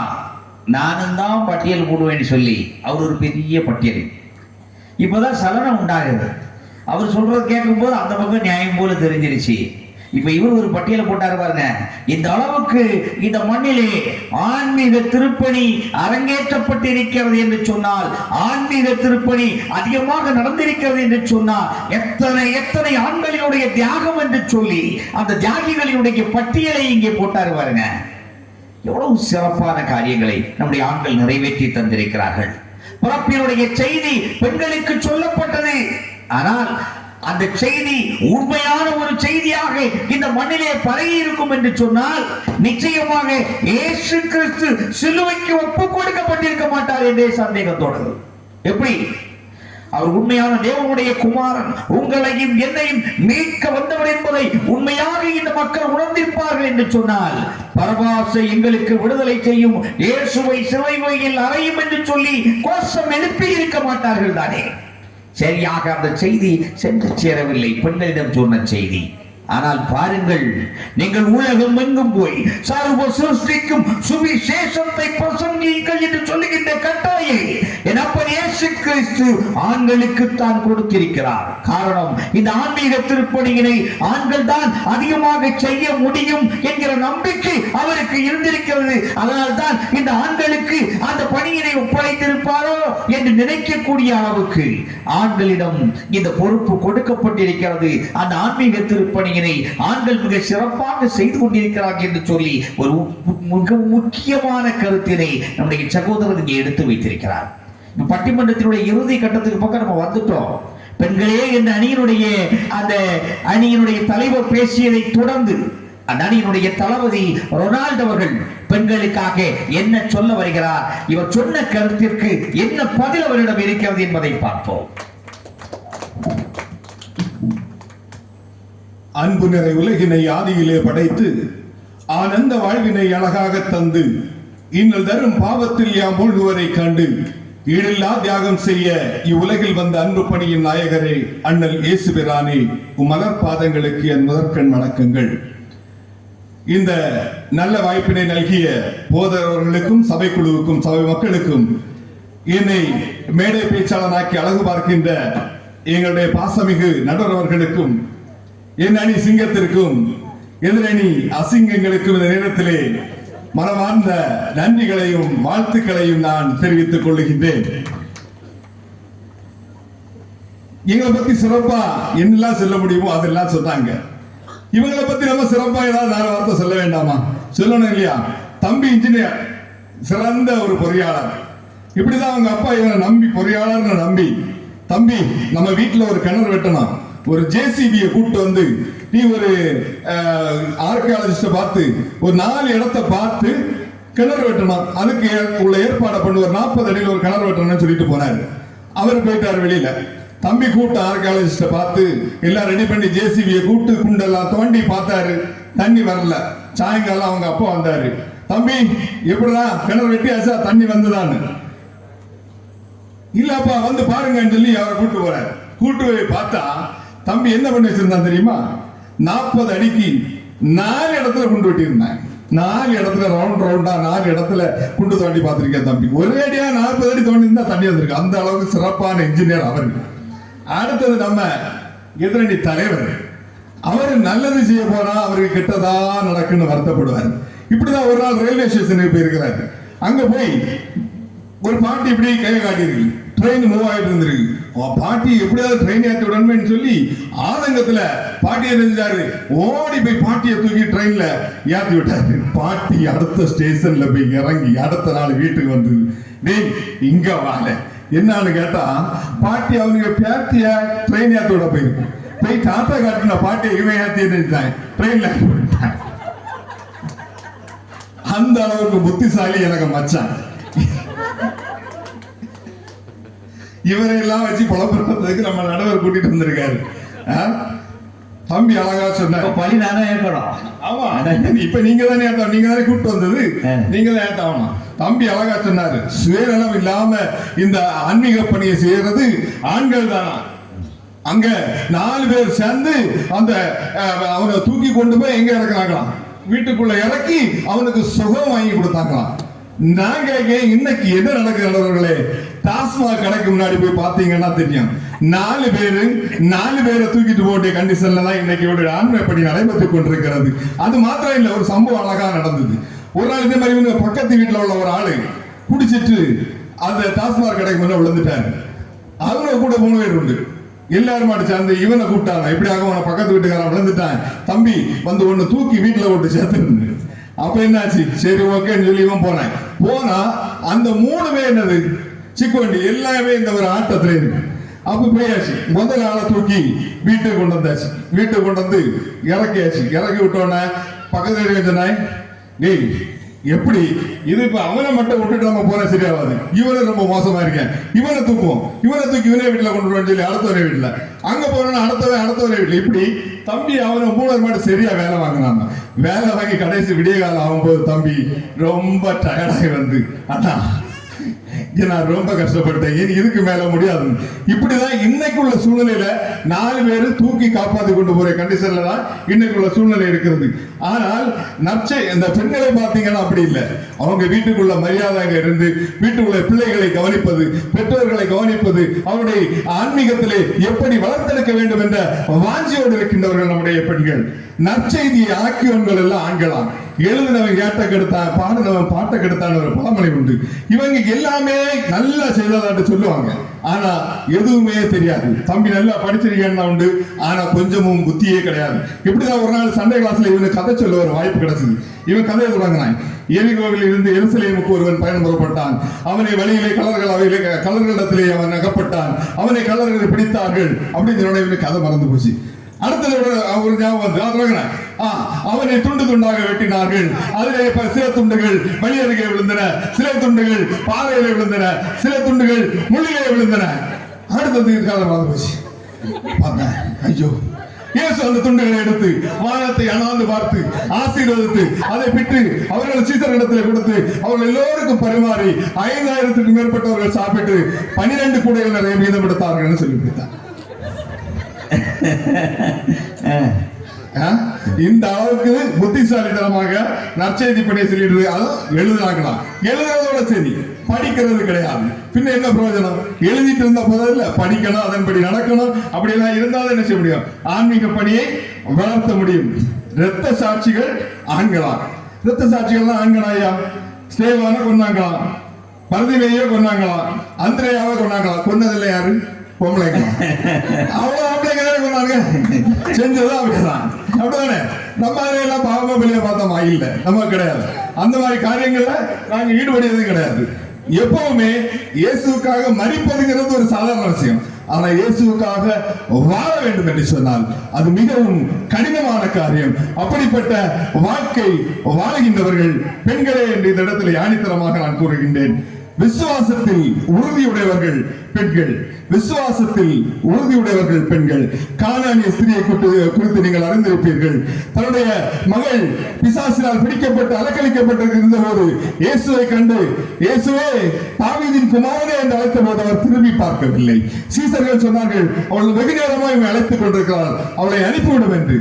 ஆனால் ஆண்டவர் சொன்னால், பிள்ளைகளை எடுத்து நாய்க்குட்டிகளுக்கு போடலாமோ என்று கேட்டார்.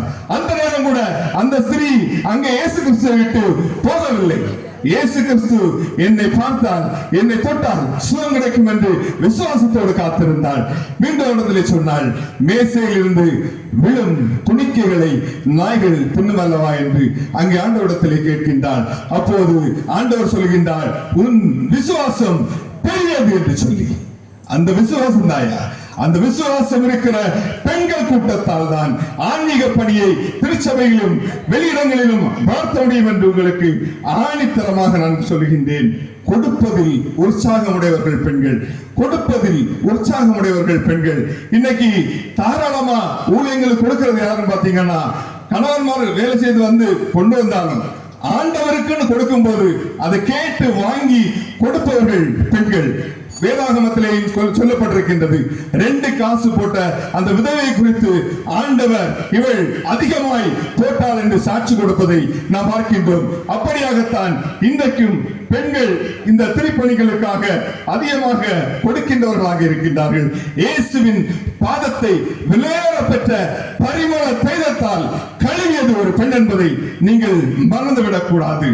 அன்பை பகிர்வதில் சிறந்தவர்கள் பெண்கள். அன்பு இருந்தாலையா ஒரு இடத்துல ஊழியம் செய்ய முடியும். அன்பு இருந்தால்தான் திருச்சபையிலே ஆண்டவருடைய பணி சிறந்து விளங்கும், திருச்சபை வளரும். அந்த அன்பு பெண்களிடத்தில் இருக்கின்றது. ஒரு ஐடாஸ்காரர் அன்பு வைத்ததினாலே இன்றைக்கு நம்முடைய பிராந்தியத்தில் உள்ள அனைவரும் அநேகர் மருத்துவ பயன்பெற்றுக் கொண்டிருக்கிறார்கள் என்றால், சிஎம்சி வெள்ளூரிலே இத்தனை பிள்ளைகள், நம்முடைய பிள்ளைகள் எல்லாம் பயின்று அது நிமித்தமாக பலருக்கு ஊழியம் செய்து வருகின்றார்கள் என்று சொன்னால் அது ஐடாஸ்காரர் என்ற பெண்மணியினுடைய ஒரு அன்பு பணி. அன்னை தெரசா கொல்கத்தா நகரத்து வீதிகளிலே 5 ரூபாயோடு ஒரு அன்பு பணியை துவங்குகின்றார். நோய்வாய்ப்பட்டவர்கள், வியாதிப்பட்டவர்கள், அங்கே குஷ்டரோகம் பிடித்தவர்கள், இவர்களுக்காக எதையாகிலும் கொடுங்கள் என்று வீதி வீதியாக சென்று தன்னுடைய கரங்களை நீட்டி கேட்கின்றார்கள். அப்போது ஒரு கடைக்காரன் அவருடைய கரங்களிலே காரி உமிழ்ந்தார். அந்த கரங்களை தன்னுடைய மார்போடு அழைத்துக் கொண்டு இன்னொரு கரத்தை நீட்டி, நீ இப்போது கொடுத்தாயே அது எனக்கு கொடுத்தாய், என் இல்லத்திலே இருக்கின்ற பிள்ளைகளுக்கு எதையாகிலும் கொடு என்று சொல்லி தன்னுடைய இன்னொரு கரத்தை நீட்டினார்களாம். அப்படி அந்த கடைக்காரனுடைய உள்ளம் உடைந்து போனது. அவன் மனமிறங்கி அங்கே அதிகமாய் கொடுத்து அந்த ஊழியத்தை தாங்குகின்றான். ஜெபம் மற்றும் ஆலய வருகையிலே அதிகமாக ஈடுபடுள்ளவர்கள் யார் என்று பார்க்கின்ற போது அதுவும் பெண்கள் தான். ஜான் வெஸ்லி என்ற ஒரு ஊழியர் உங்களுக்கு தெரியும். அவருடைய வீட்டிலே 16 பிள்ளைகள் இருந்தார்கள். அந்த 16 பிள்ளைகளிலே ஜான் வெஸ்லி மிகவும் கெட்டவனாக மோசமானவனாக இருந்தான். ஆனால் அவருடைய தாய் தினமும் ராத்திரி இவன் குடித்து விட்டு வந்தாலும் அவன் 12 மணி ஆனாலும் 1 மணி ஆனாலும் அவர்கள் காத்திருந்து அவன் தூங்கின பின்பு அவருடைய தலைகளிலே தன்னுடைய கையை வைத்து ஆண்டவரே என்னுடைய பிள்ளையை ஆசீர்வதியும் என்று ஜெபித்த அந்த ஜெபம் ஆண்டவரால் கேட்கப்பட்டு அவன் ஆசீர்வதிக்கப்பட்டு இன்றைக்கு இந்த உலகத்திலே இரண்டாவதாக அதிக காங்கிரேசனை கொண்ட திருச்சபையான மெதடிஸ்ட் திருச்சபையின் தலைவராக மாற்றப்பட்டான். இதெல்லாம் யாரால் சாத்தியம் என்று சொன்னால் பெண்களால் மாத்திரமே.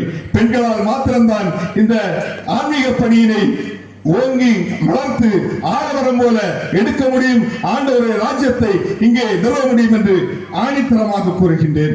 ஒரு கவிஞர் அழகாக சொல்லுகின்றார், அன்னையே நீ கருவுற்றிருந்தால் ஒரு குழந்தைக்கு தாயாக இருப்பாய், ஆனால் நீ கருணை விட்டதால் இந்த உலகத்திற்கு தாயாகி இருக்கிறாய் என்று அன்னை தெரேசாளை குறித்து பெருமையாக சொல்லுகின்றான். அந்த அன்னை தெரேசாள் இன்றைக்கும் நிலைத்து நிற்கிறார். அவருடைய மரணத்தின் போது 293 தேசிய கொடிகள் அவர்கள் மீது போர்த்தப்பட்டிருக்கின்றது. இதற்கெல்லாம் காரணம் அவருடைய அன்பு பணி. ஆண்டவருடைய வருகையின் போதும் இவர்கள் எல்லாம் நித்திய ராஜ்யத்தை அடைவார்கள். நமக்கு நித்திய ராஜ்யம் கிடைக்க வேண்டும் என்று சொன்னார். நம்முடைய வீட்டிலே இருக்கின்ற பெண்கள் நமக்காக ஜெபிக்கின்ற போது நம்முடைய வீட்டிலே ரட்சிப்பு வரும் என்பதிலே எந்த விதமான சந்தேகம் இல்லை. இங்கேயும் இந்த திருச்சபைக்காக ஜெபித்துக் கொண்டிருக்கின்ற எச்சமனை ஜெபக்குழு இருக்கும் வரையிலே இந்த திருச்சபை இன்னும் வளர்ந்து ஓங்கும் சிறக்கும் என்று கூறி வாய்ப்பிற்கு நன்றி கூறி அமைகின்றேன். நன்றி, வணக்கம். கெட்சமனே ஜெபக்குழுவுக்கு ஒரு மிகப்பெரிய வாழ்த்துக்களை சொல்லி செஞ்சிருக்கிறார் நண்பர். ரொம்ப ஆவேசமா சிறப்பான கருத்துக்களை நான் மணி அடிச்சு நிறுத்தலான்னு பார்த்தேன். அவர் நிறுத்துற மாதிரியே இல்லை. இந்த தாய்க்குலத்தினுடைய தன்னலமற்ற பணிகளை, இந்த ஆன்மீக திருப்பணிகளே அவர்களுக்கு இருக்கக்கூடிய ஈடுபாடை மிகச் சிறப்பாக பட்டியலிட்டிருக்கிறார். மறுக்க முடியாது. சொன்னார் பாருங்க, கூலியை தொலைப்பதும் தாலியை இழுப்பதும் கூசிட ஏசிட பேசுவதும் சாலையில் விழுந்தது சமம் என கிடப்பதும் சந்தி சிரிப்பதும் இந்த அசிங்கம் யார் நடத்திட்டு இருக்கிறாங்க? டாஸ்மாக் கடைக்கு வீதியில கிடக்கிறியே, நீ ஆன்மீக திருப்பணிகளை அரங்கேற்ற போகிறாய். கிறிஸ்தவ குடும்பங்களில் உள்ள எத்தனை ஆண்கள் இன்றைக்கு மதுபான கடைகளுக்கு முன்னால் மயங்கி கிடக்கிறார்கள். வெட்கமாக இல்லையா? நீங்கள் ஆன்மீக திருப்பணியை நிறைவேற்றக்கூடியவர்கள் என்று சொல்லி அவர் வைத்த அந்த கேள்வி இருக்குதே, நல்ல உள்ளம் படைத்தவனுடைய உள்ளங்களில் எல்லாம் ஊடுருவக்கூடிய ஒரு செய்தி இது. ஆன்மீக திருப்பணியினை நிறைவேற்றக்கூடியவர்கள் வல்லமை படைத்தவர்களாக இருக்க வேண்டும். ஆன்மீக திருப்பணியினை நிறைவேற்றக்கூடியவர்கள் சக்தி படைத்தவர்களாக இருக்க வேண்டும். நம்ம வீதியில மயங்கி கிடந்தோம்னா எப்படிங்க இந்த பணியினை நிறைவேற்ற முடியும்? எப்படி நிறைவேற்ற முடியும்? ஒரு பொம்பளைய அன்னை தெரசாவை சொன்னார் பாருங்க, ராத்திரி விடியலில் வீதி பள்ளிகளில் அழுக்கு துணிகளில் கருப்பு புள்ளிகளாய் சுருண்டு கிடந்த சோக கோலங்களை கண்டு மனம் வருந்தி அவர்களுக்காக அவர்கள் தொடங்கிய அந்த சேவை அன்னை தெரசாவினுடைய வார்த்தைகள் அவருடைய வாழ்க்கை செய்தியை சொன்னது. அன்னை தெரசாவினுடைய வாழ்க்கை இயேசுவை பிரதிபலித்தது. இப்படிப்பட்ட பெண்கள் இந்த சமூகத்திலே இருந்தது நிமித்தமாகத்தான் ஆன்மீக திருப்பணி வளர்கிறது என்று சொன்னாரே. விசுவாசத்திலே பெண்கள் எந்த அளவுக்கு உறுதியாக இருக்கிறார்கள் என்பதை மிக தெளிவாக கானானிய ஸ்திரீயினுடைய விசுவாசத்தை எடுத்து காட்டி மிக தெளிவாக சொல்லி சென்றிருக்கிறார். இன்றைக்கும் ஆலயங்களிலே வீடுகளிலே ஆத்துமாக்கள் ஆதாயப்பட வேண்டும் என்பதற்காக என்னுடைய தாய்மார்கள் தானே ஜெபிக்கிறார்கள் என்பதை நினைவுபடுத்தி சென்றிருக்கிறார். மிகச் சிறப்பான ஒரு வாதம். பெண்களுக்காக பெண்கள் ஆன்மீக திருப்பணியிலே எந்த அளவுக்கு ஈடுபாட்டுடன் செயல்பட்டுக் கொண்டிருக்கிறார்கள் என்பதை தெளிவாக சொல்லி இருக்கிறார். சொன்னாரு பாருங்க, அந்த மனசு, அந்த பரந்த அன்பு, தியாகம் அவங்கள்ட்ட தான் இருக்கு. அப்படிப்பட்டவர்களால் தான் இப்படிப்பட்ட காரியங்களை நிறைவேற்ற முடியும்னு சொன்னாரு பாருங்க. அதை நம்ம சிந்திக்க வேண்டிய ஒரு விஷயம் தான். முதல்ல நம்ம பக்குவப்படணும். பாத்தீங்களா? அந்த பக்குவம் ஆன்மீக கருத்துக்களை, ஆன்மீக செய்தியை ஒருத்தருக்கு சொல்லணும்னா அந்த களம் பக்குவப்பட்டு இருக்க வேண்டும். இப்படிதான் ஒரு பிரசங்கம் பண்ண பார்த்துக்கிட்டுங்க. நீங்க எல்லாரும் கிறிஸ்தவங்களா இருக்கிறீங்க. ஒவ்வொருத்தரும் இன்னைக்கு போய் தீர்மானம் எடுக்கணும், ஒரு ஆத்மாவையாவது நீங்கள் ஆதாயப்படுத்த வேண்டும். இது கடைசி காலம், இது கடைசி காலம் பிரசங்கம் பண்ண நேரம். இதை கேட்டுட்டு போன நம்மால் ஒருத்தர் சலூன் கடைக்காரர், இவருக்கு மனசுல தோணிருச்சு, நம்மளும் ஒரு ஆத்மாவை ஆதாயப்படுத்தி ஆகணும். யார் ஆதாயப்படுத்தலான்னு ராத்திரி முழுவதும் இவர் சிந்திச்சாரு. காலையில எந்திரிச்ச உடனே கடைக்கு போனாரு, கடைக்கு தூத்தாரு, தண்ணியை தொளிச்சாரு, சேர்களை எல்லாம் சுத்தம் பண்ணி வச்சுட்டு காத்திருந்தாரு. அப்ப பார்த்து ஒரு ஆள் சேவ் பண்ணாங்கன்னு வந்தாரு. அவரை பிடிச்சி உட்கார வச்சுக்கிட்டு, அவருக்கு இந்த சலூன் கடையில ஒரு துண்டை வச்சு போத்துவாங்க பாத்தீங்களா, அப்படி போத்தி வச்சுக்கிட்டு இவர் கத்தி எடுத்து தீட்டி இவர் மெதுவா பிரசங்கியார் சொன்ன செய்தியை சொல்லணும்னு இவருக்கு தோணிருச்சு. கத்தியை தீட்டி அந்த ஆளை பார்த்து சொன்னாராம், இன்றே கடைசி நாள், இன்றே கடைசி நாள் அப்படின்னு சொல்லுவாராம். கத்தியை தீட்டுவாரா, அடுத்து திரும்ப கத்தியை தீட்டுவாரா. அவரை பார்த்து இன்றே கடைசி நாள். இவருக்கு வார்த்தை வரல. இவர் இப்படி சொல்லி இருந்தோன்னா அந்த ஆளு பார்த்தான், என்ன பள்ளிக்கூடத்துக்கு ரெடி ஆயிட்டான்னு இருந்தவன் எந்திரிச்சு ஓடிட்டான். இவருக்கு தொழிலும் போச்சு, வருமானமும் போச்சு, ஆன்மீக பணியும் போச்சு. இல்லைங்களா? களம் பக்குவப்பட வேண்டும். எல்லார்கிட்ட எப்படி சொல்ல வேண்டுமோ அப்படி சொல்ல வேண்டும். அப்படி சொல்லக்கூடிய பக்குவம் நம்முடைய தாய்மார்களிடம் இருக்கிறது. அவர்கள் அன்பு நிறைந்தவர்களாக இருக்கிறார்கள். அதன் நிமித்தமாக தான், அந்த அன்பின் மிகுதியாகத்தான் இன்றைக்கு வேலூர் சிஎம்சி மருத்துவமனை இல்லையா, எந்த அளவுக்கு உன்னதமான பணிகளை நம்முடைய தாய்மார்கள் மேற்கொண்டிருக்கிறார்கள் என்பதை மிகச் சிறப்பாக பெண்களை அணியை சார்ந்தவர்கள் வாதிட்டு சென்றிருக்கிறார்கள். இப்ப பட்டிமன்றத்தினுடைய முதல் சுற்று முடிஞ்சு போயிருச்சுங்க. நம்முடைய பட்டிமன்றத்தினுடைய விதிமுறைப்படி பட்டிமன்றத்தை தொடங்கியவரே முடிக்கணும். எனவே தொடங்கினவர் முடிக்கிறதுக்கு ஆயத்தமா இருக்கிறதுனால இப்போ இரண்டாவது சுற்றினுடைய முன்னுரிமை நம்முடைய தாய்மாருக்கு கொடுக்கணும் இல்லைங்களா? அதனால இரண்டாவது சுற்றினுடைய முன்னுரிமையை நம்முடைய பெண்களை அணிக்கு கொடுத்து தன்னுடைய அணியினை சார்ந்த கருத்துக்களை, புதிய கருத்துக்களை வைக்க வேண்டாம், உங்கள் அணியினுடைய கருத்துக்களை வலுவூட்டும் விதத்திலே தொகுத்து வழங்குங்கள் என்று பெண்களே அணியினுடைய தலைவரை கேட்டுக்கொள்கிறேன்.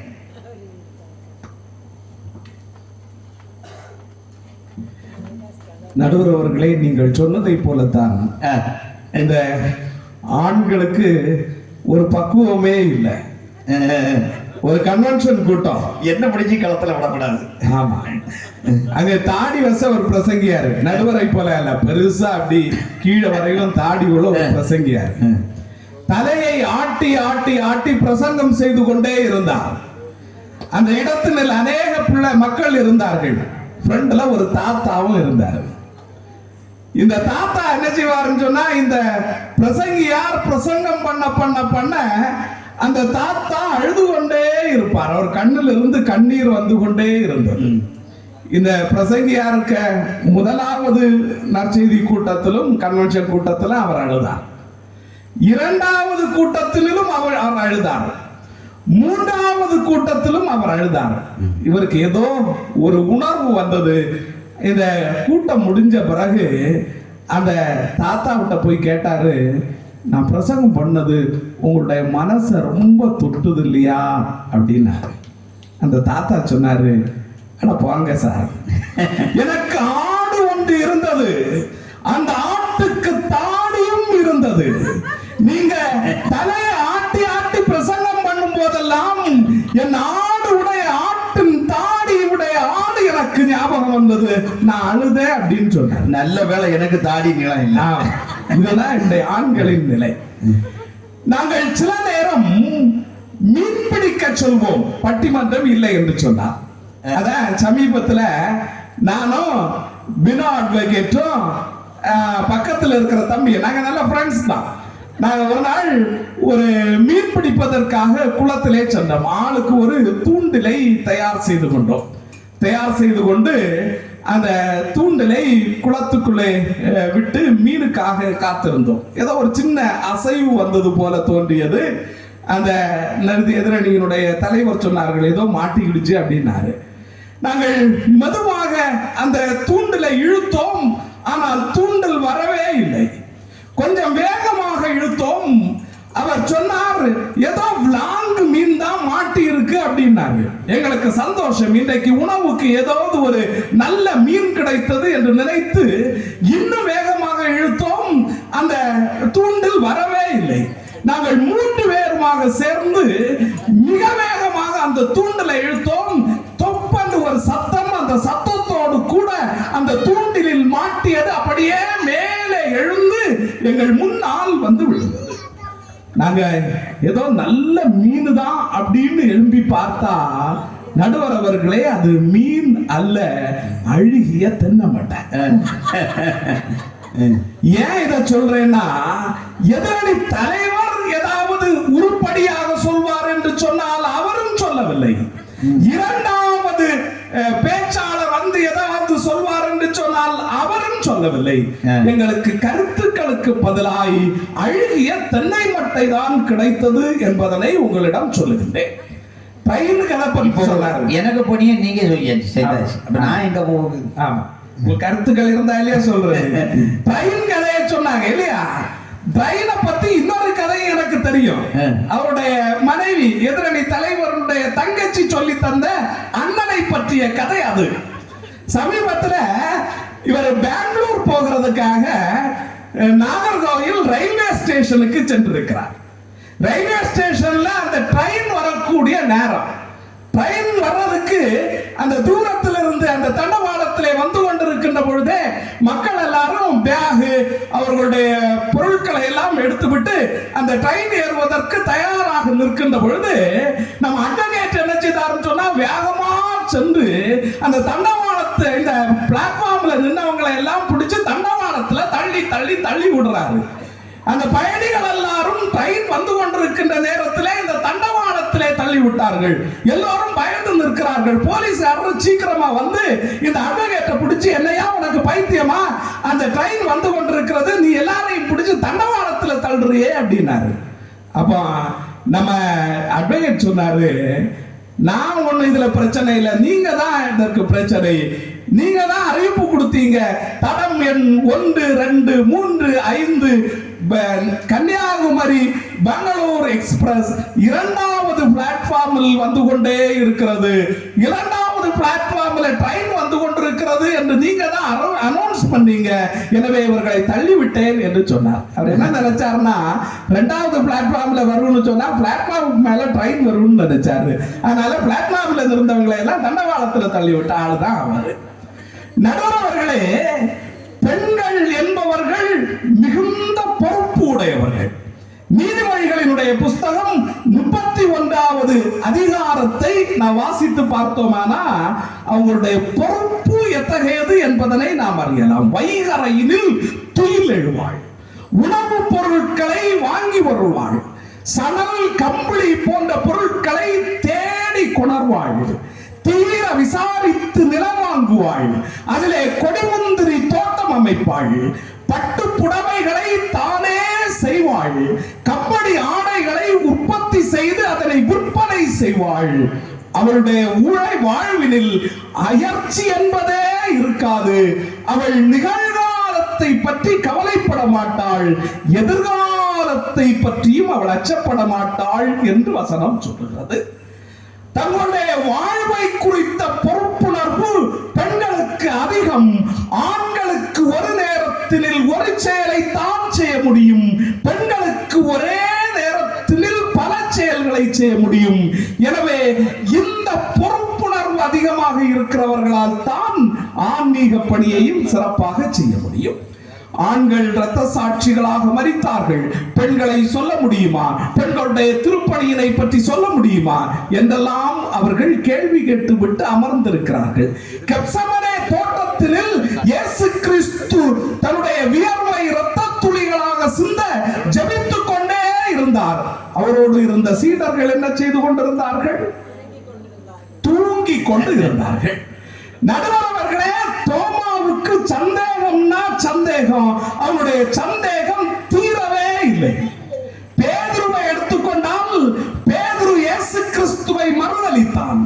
யூதாசை எடுத்துக்கொண்டால் அவன் 30 வெள்ளி காசுக்கு இயேசு கிறிஸ்துவை காட்டி கொடுத்தான். ஆனா பெண்கள் அப்படி அல்ல. பெண்கள் தங்களுடைய வாழ்வினில் மிகப்பெரிய திருப்பணிகளை திருச்சபையில் செய்திருக்கிறார்கள். நான் வரிசையாக சொல்லுகிறேன், கேளுங்கள்.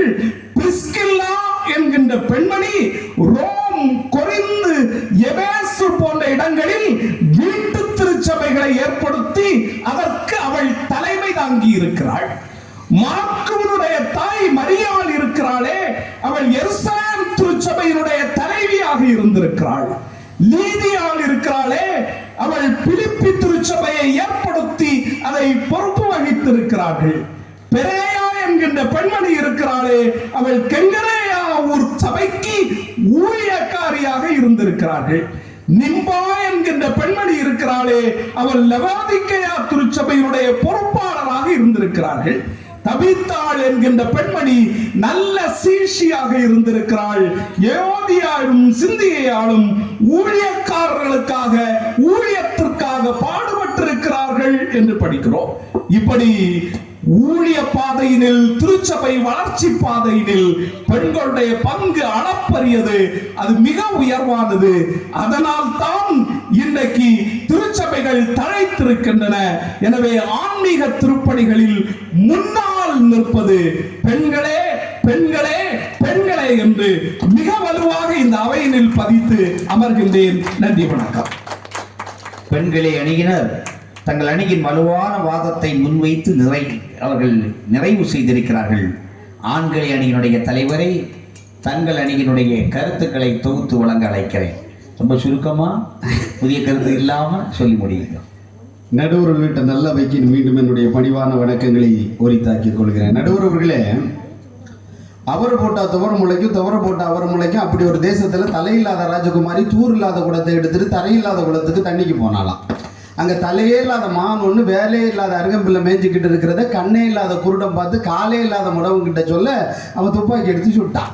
குண்டு மானுங்க மேலே படாமல் மானுங்க வயிற்றுல இந்த குட்டிக்கு மேலே பட்டு குட்டி செத்து போச்சு. அதை எடுத்து அறுத்து கறி வச்சு சமைச்சு சாப்பிட்டுட்டு தோலை கால் இல்லாத பந்தலில் காய போட்டாங்களாம். அதை தலையில அதை பருந்தொன்று எடுத்துகிட்டு போக காலையில் அதை முடம் ஒருத்த விரட்டிட்டு போக அவனுடைய காலில் குத்துன கண்ட கத்திரி முள்ளு தலைக்கு மேலோடி வெளியில் வந்துருச்சான். வைத்தியம் பார்க்க வைத்தியத்தை போன வைத்தியர் சொன்னாராம், ஆளு வேறு அரசு வேறு புங்க வேறு புரசு வேறு இவ்வளோ வேறையும் கைப்படாமல் பிடுங்கி உரலை குப்பரக்கா போட்டு உலக்கப்படாமல் இடித்து கைப்படாமல் எடுத்து நாக்குப்படாமல் நக்கடாயா, இதுதான் உனக்கு பத்தியன்னாராம். எப்படி வைத்தியம் சொன்ன வைத்தியனுக்கு ஏதாவது சன்மானம் கொடுக்கணுமே நினைச்சு அடியே இல்லாத படி எடுத்து ஓட்டச்சாக்கில் 9 முளை உளுந்தளந்து சக்கரை இல்லாத வண்டியில் பாறை ஏற்றி நொண்டி வண்டி ஓட்ட குருட வழிகாட்ட வண்டி பாட்டுக்கு போய்கிட்டே இருந்துச்சு. நான் எந்த பக்கமா போறதா அந்த பக்கமா போறதான்னு யோசித்துட்டு இருக்கிறேன். ஏதாவது விளங்குச்சு? அதுதான் பிரச்சனை. ஏதாவது விளங்குச்சு? ஒன்றும் விளங்கி இருக்காது. இது வேற ஒன்றும் இல்லை, அவங்க 2 பேரும் பேசுறதோட சுருக்கம். அது சரி. இவ்வளவு நேரம் முக்கி அவ்வளவுதான் பேசியிருக்கேன் நடுவர் அவர்களே, வேற ஒன்றும் பேசல. அதுலயும் அணித்தலைவர் பேசினதுல கடைசியில 3 வார்த்தைகள் என்னுடைய உள்ளத்தை அதிகமாய் தொட்டது.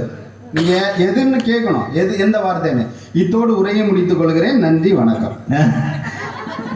நடுவர் அவர்களே, பிள்ளை இல்லாத வீட்டுல கிழமை துள்ளி விளையாடுவாங்க. கேட்கிறவன் கேன பையனா இருந்தா எரும மாடி ஏரோப்ளைன் ஓட்டோன்னு சொல்லுவாங்க. அதே மாதிரியாக 2 பேரும் வந்து கண்டுபிடிப்புனா என்னெல்லாம் கண்டுபிடிச்சிருக்குன்னு நினைக்கிறீங்க? அந்த எனக்கு மச்சான் வந்தார், அவரு பெரிய கண்டுபிடிப்பு, அறிவியல்னா பயங்கரம். எனக்கு கூட தான் 12ஆம் கிளாஸ் படித்தார். அப்போது சுவாலஜி லேபில் டீச்சர் ஒரு தவளையை கொடுத்தாங்க. தவளையை கொடுத்து இதுலேருந்து ஏதாவது கண்டுபிடினாங்க. இந்த மனுஷன் என்ன செய்தார் தெரியுமா? தவளைக்கு ஒரு காலை வெட்டினார். வெட்டிட்டு தவளையை பார்த்து ஜம்முனார், குதி அப்படின்னார். தவளை குதிச்சுது. 2வது காலை வெட்டினார், தவளையை பார்த்து ஜம்முனாரு, குதினாரு, அது குதிச்சுது. 3வது காலை வெட்டினாரு, தவளையை பார்த்து ஜம்முனாரு, குதிச்சுது. 4வது காலை வெட்டினாரு, தவளையை பார்த்து ஜம்முனாரு, அது குதிக்கிறார். இந்த மனுஷன் என்ன கண்டுபிடிச்சார் தெரியுமா? 4 கால் வெட்டின பிறகு தவளைக்கு காது கேட்காதுன்னு கண்டுபிடிச்சார். எப்படி? 4 கால் வெட்டினா தவளைக்கு காது கேட்காது. காது கேட்காதான்.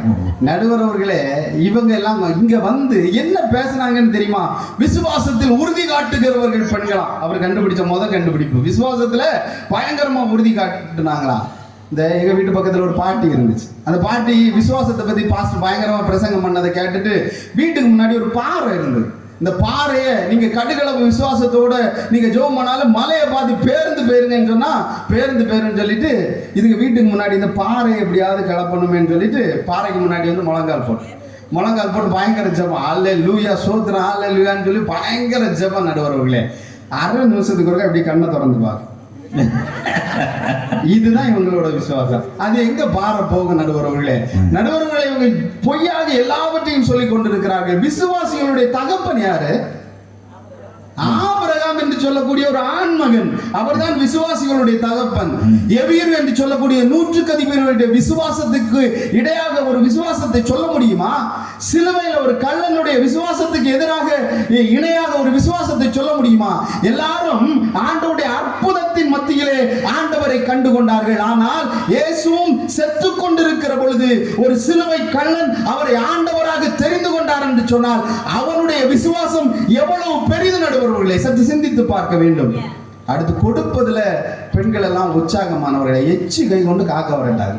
எனக்கு நல்லா தெரியும் காணிக்கை எப்போ அதிகமா வரும்னா ஆண்கள் எப்போ கூட்டத்துக்கு வராங்களோ அப்பதான் காணிக்கை வரும். அப்படித்தானே? உண்மையை சொல்லுங்க, சபையினுடைய பொறுப்பாளர்கள் சொல்லுங்க, காணிக்கை அதிகமா போடுறது யாரு? யாரு? ஆண்கள் தான் போடுவாங்க. பொய்யெல்லாம் சொல்லக்கூடாது, உண்மை. பதிவுகள் அதைத்தான் சொல்லுகிறது நடுவர்களே. இவங்க எப்படி போடுவாங்கன்னு எனக்கு தெரியும். வீட்டு பக்கத்துல ஒரு பாட்டி, அந்த பாட்டி பாட்டிகள் தான், பார்க்க முடியல நடுவர்களே. அந்த பாட்டி ஒண்ணுமே காணிக்கையே கொடுக்காது. என்ன ஆகி போச்சுன்னா, ஒரு நாள் நான் வீட்டு பக்கத்துல அப்படி நடந்து போயிட்டு இருக்கேன். பாட்டி உள்ள இருந்து சொல்லுது, மக்களே அவ்வளவு மாம்பழத்தையும் கொண்டு கோயில்ல காணிக்க வைல. எனக்கு பதறிடுச்சு, இந்த பாட்டி திருந்திருச்சு போல இருக்கு அப்படின்னு நினைச்சு நான் அப்படியே பார்த்துட்டு இருக்கேன். பையன் ஒரு 2 நிமிஷம் கழிச்சு கத்துறான், பாட்டி அவ்வளவு மாம்பழமும் புழு வரிச்சிருக்கு பாட்டி. உடனே பாட்டி மறுபடியும் சொல்லுது, அதுதான் நம்மள சொல்லியேன் கோயில்ல கொண்டு நடுவர்களே. இவர்கள் கொடுப்பது இப்படித்தான் கொடுக்கிறார்கள். ஆனால் ஆண்கள் கொடுக்கிறது என்ன தெரியுமா? தங்களுடைய நேரத்தை கொடுக்கிறார்கள். இங்க சீரியல் செட் கட்டுறாங்க, கலர் பேப்பர் கட்டுறாங்க, ஸ்டேஜ் அமைக்கிறாங்க. பெண்களுடைய பங்களிப்பே இருக்காது. ஆனால் ஆலயத்திற்காக இரவு பொழுதில கூட ஆலயத்தில் திறந்து கிளீன் பண்ணி அங்க உட்கார்ந்து இருந்து டெக்கரேஷன் பண்ணி தங்களுடைய நேரத்தை எல்லாம் கொடுத்துட்டு இவங்க எப்படி தெரியுமா? போட்டோவுக்கு வந்து அழகா போஸ் கொடுத்துட்டே இருப்பாங்க. இவன் நைட்டு ஃபுல்லா வேலை செய்து சர்ச்செல்லாம் அலங்கரிச்சுட்டு வீட்டில் போய் படுத்து கிடப்பான். இந்த அக்கா மாதிரி ஆலையா அப்படியே வந்து நின்று போஸ்ட் கொடுப்பாங்க. இதுதான் ஆண்களுக்கும் பெண்களுக்கும் உள்ள வித்தியாசம். அன்பை பகிர்வதில் பெண்கள் சிறப்பானவர்கள் சொன்னார். எவ்வளவு பெரிய பொய், எவ்வளவு பெரிய பொய். கட்டின கணவனை சோத்துல விஷ வச்சு கொள்ளுற உலகத்துல இருந்துட்டு நீங்க அன்பை பகிர்கிறதை பத்தி பேசி கொண்டு இருக்கிறீர்கள். இன்னைக்கு சண்டே கிளாஸ்ல யாருனால பிரச்சனை தெரியுமா? எங்க சர்ச்சில் எல்லாம் நடக்கிற சம்பவம் தான். எனக்கு பையனுக்கு பிரைஸ் கொடுக்கலன்னு பிரச்சனை பண்றது யாரு தெரியுமா? அம்மா. எனக்கு பையனுக்கு பிரைஸ் கொடுக்கலன்னு இவன் இந்த கிளாஸ்ல இருந்தா எனக்கு மகளை இந்த கிளாஸுக்கு விட மாட்டேன் பிரச்சனை பண்றது யாரு தெரியுமா? அப்பா இல்ல, அம்மா.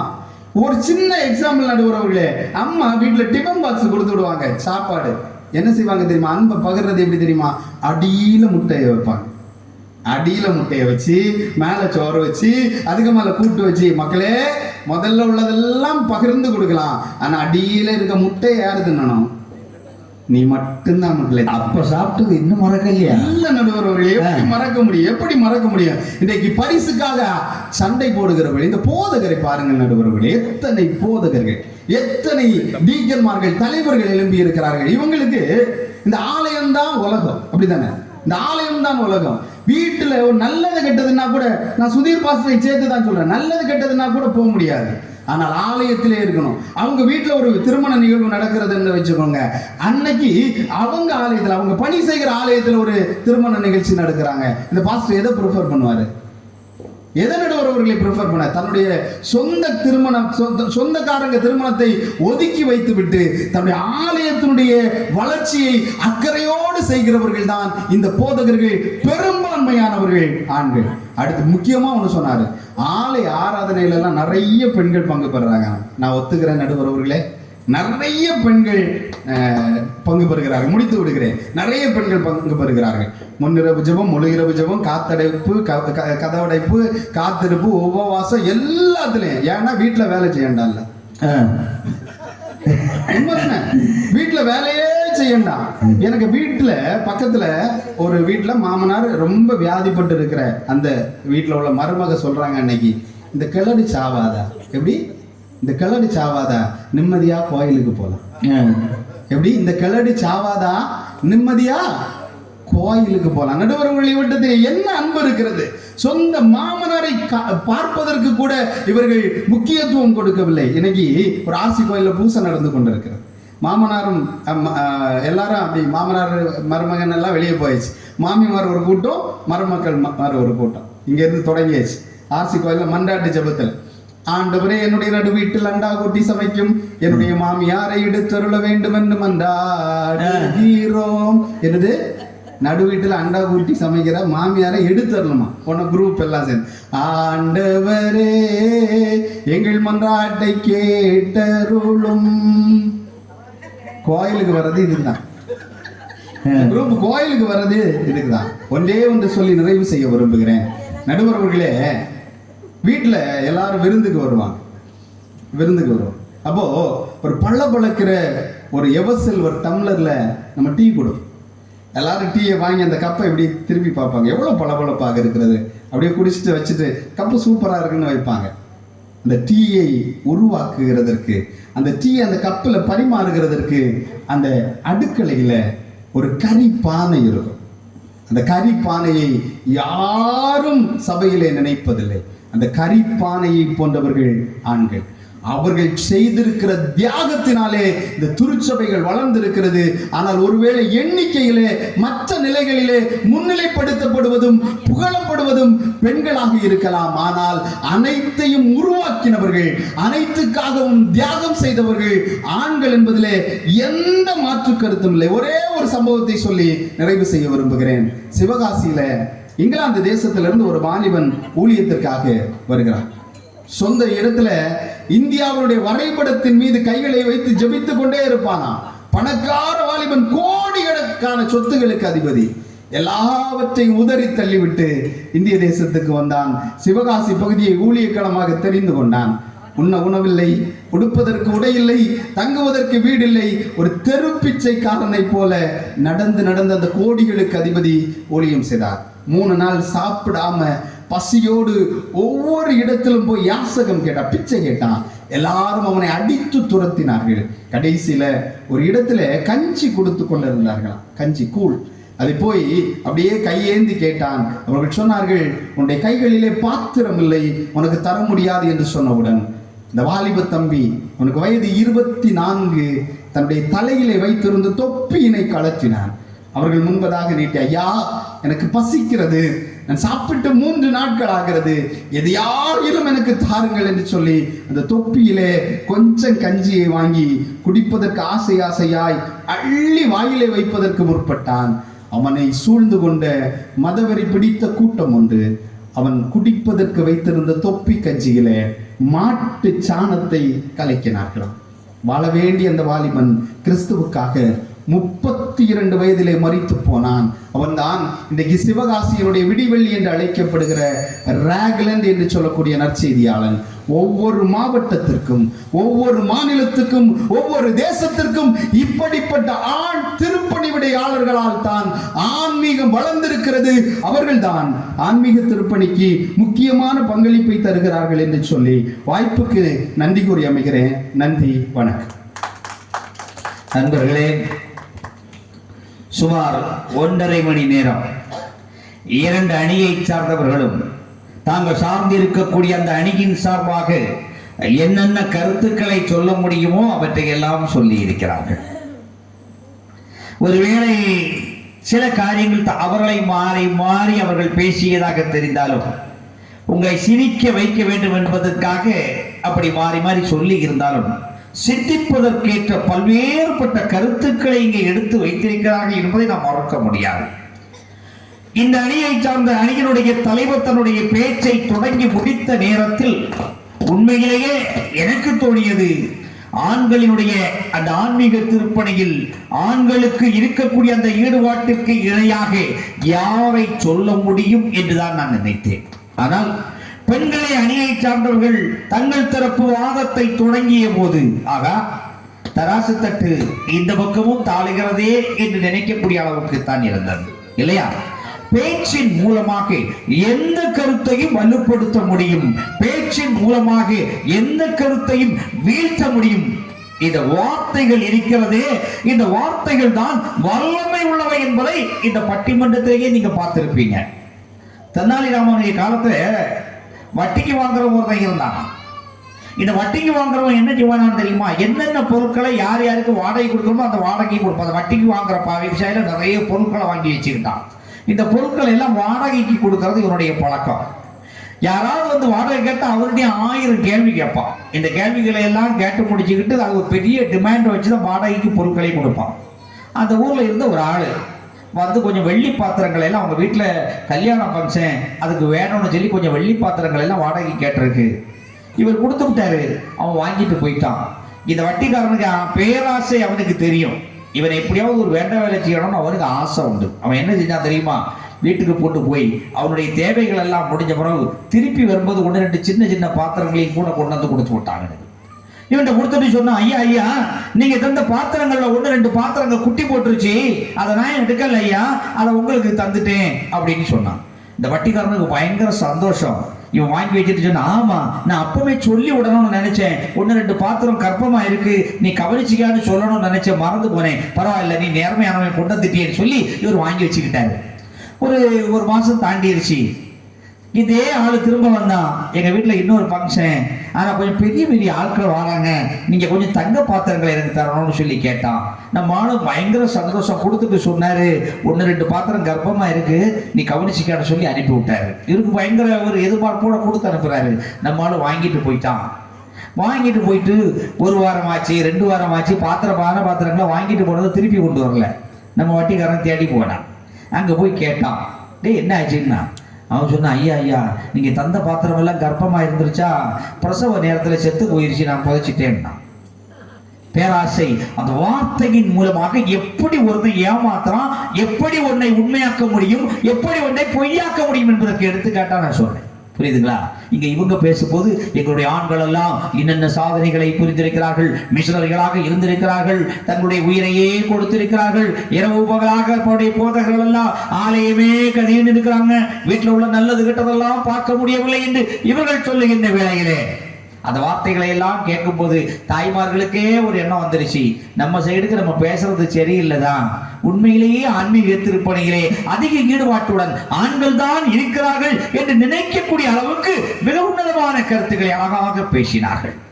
நம்மால் விட்டாங்களா? அன்னை தெரசாவை சொன்னாங்க, விசுவாசத்தில் உறுதியாக இருக்கக்கூடிய ஸ்திரீகளை இங்கே ஞாபகப்படுத்தினார்கள்.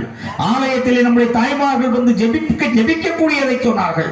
ஆண்கள் எந்த அளவுக்கு பொறுப்பற்றவர்களாக இருக்கிறார்கள், பெண்கள் எந்த அளவுக்கு பொறுப்புணர்வோடு செயல்படுகிறார்கள் என்பதை பற்றி சொன்னார்கள். இதெல்லாம் கேட்கிற நேரத்தில் இன்னும் வார்த்தைகள் மாறுகிறது. அவங்க எல்லாம் அவங்க தரப்புக்கு சொல்லி முடிச்சுட்டாங்க. இப்ப இடையில மாட்டிட்டு இருக்கிறது நான். இப்ப ஆப்பு எனக்கு இல்லையா? காட்டு பகுதியில 2 பேர் மரவட்டிக்காரன் மரத்தை வெட்டி கீறிட்டு இருந்தானா, வரவுக்கு கீறிட்டு இருந்தானா. அப்போ கோடாரியை வச்சு வெட்டி கீறும் போது என்ன செய்வாங்க? அந்த கீரணும் இடையில ஒரு ஆப்பை செருவணும் இல்லையா? செருவணுமா? ஒரு ஆப்பை இப்படி செருவி வச்சான். ஒருத்தன் வெட்டுனா செருவுவான், இவன் வெட்டுவான், அந்த மூலையில வெட்டுவான், இங்க செருவான். 2 பார்ட்டியும் 2 மூலையில நின்று கோடாரியை வச்சு வெட்டி அது கொஞ்சம் கொஞ்சமா பழக்க ஆப்பை வச்சுட்டே இருந்தான். தூரத்துல இருந்து ஒரு குரங்கு பார்த்துட்டே இருந்துருச்சு. இந்த குரங்குக்கு இவனோட பார்த்த உடனே ஒரு குஷி வந்துருச்சு. இவங்க வச்சிருந்த சாப்பாடை எடுக்கிறதுக்கு இந்த குரங்கு போயிருச்சு. இவங்க என்ன செஞ்சாங்க? குரங்கு விரட்டுறதுன்னு அங்க போனா, அங்க இருந்து குரங்கு துள்ளி இவன் வெட்டிட்டு இருந்த மரத்து கடையில வந்துருச்சு. இங்க வந்து வேகமா ஒரு ஆப்பை பிடிக்குச்சு. அந்த ஆப்பை பிடிக்கிட்டு திரும்பி மாறி அடுத்த ஆப்பை பிடுங்கக்குள்ளால இந்த குரங்குக்கு வால் இருக்கு பாருங்க, அந்த கீறி இருந்த வரவு கடையில அதுக்கு வால் மாட்டிக்கிட்டு இப்ப குரங்குகளும் என்ன நிலைமை? அந்த குரங்கு நிலைமை தான் இப்ப எனக்கு.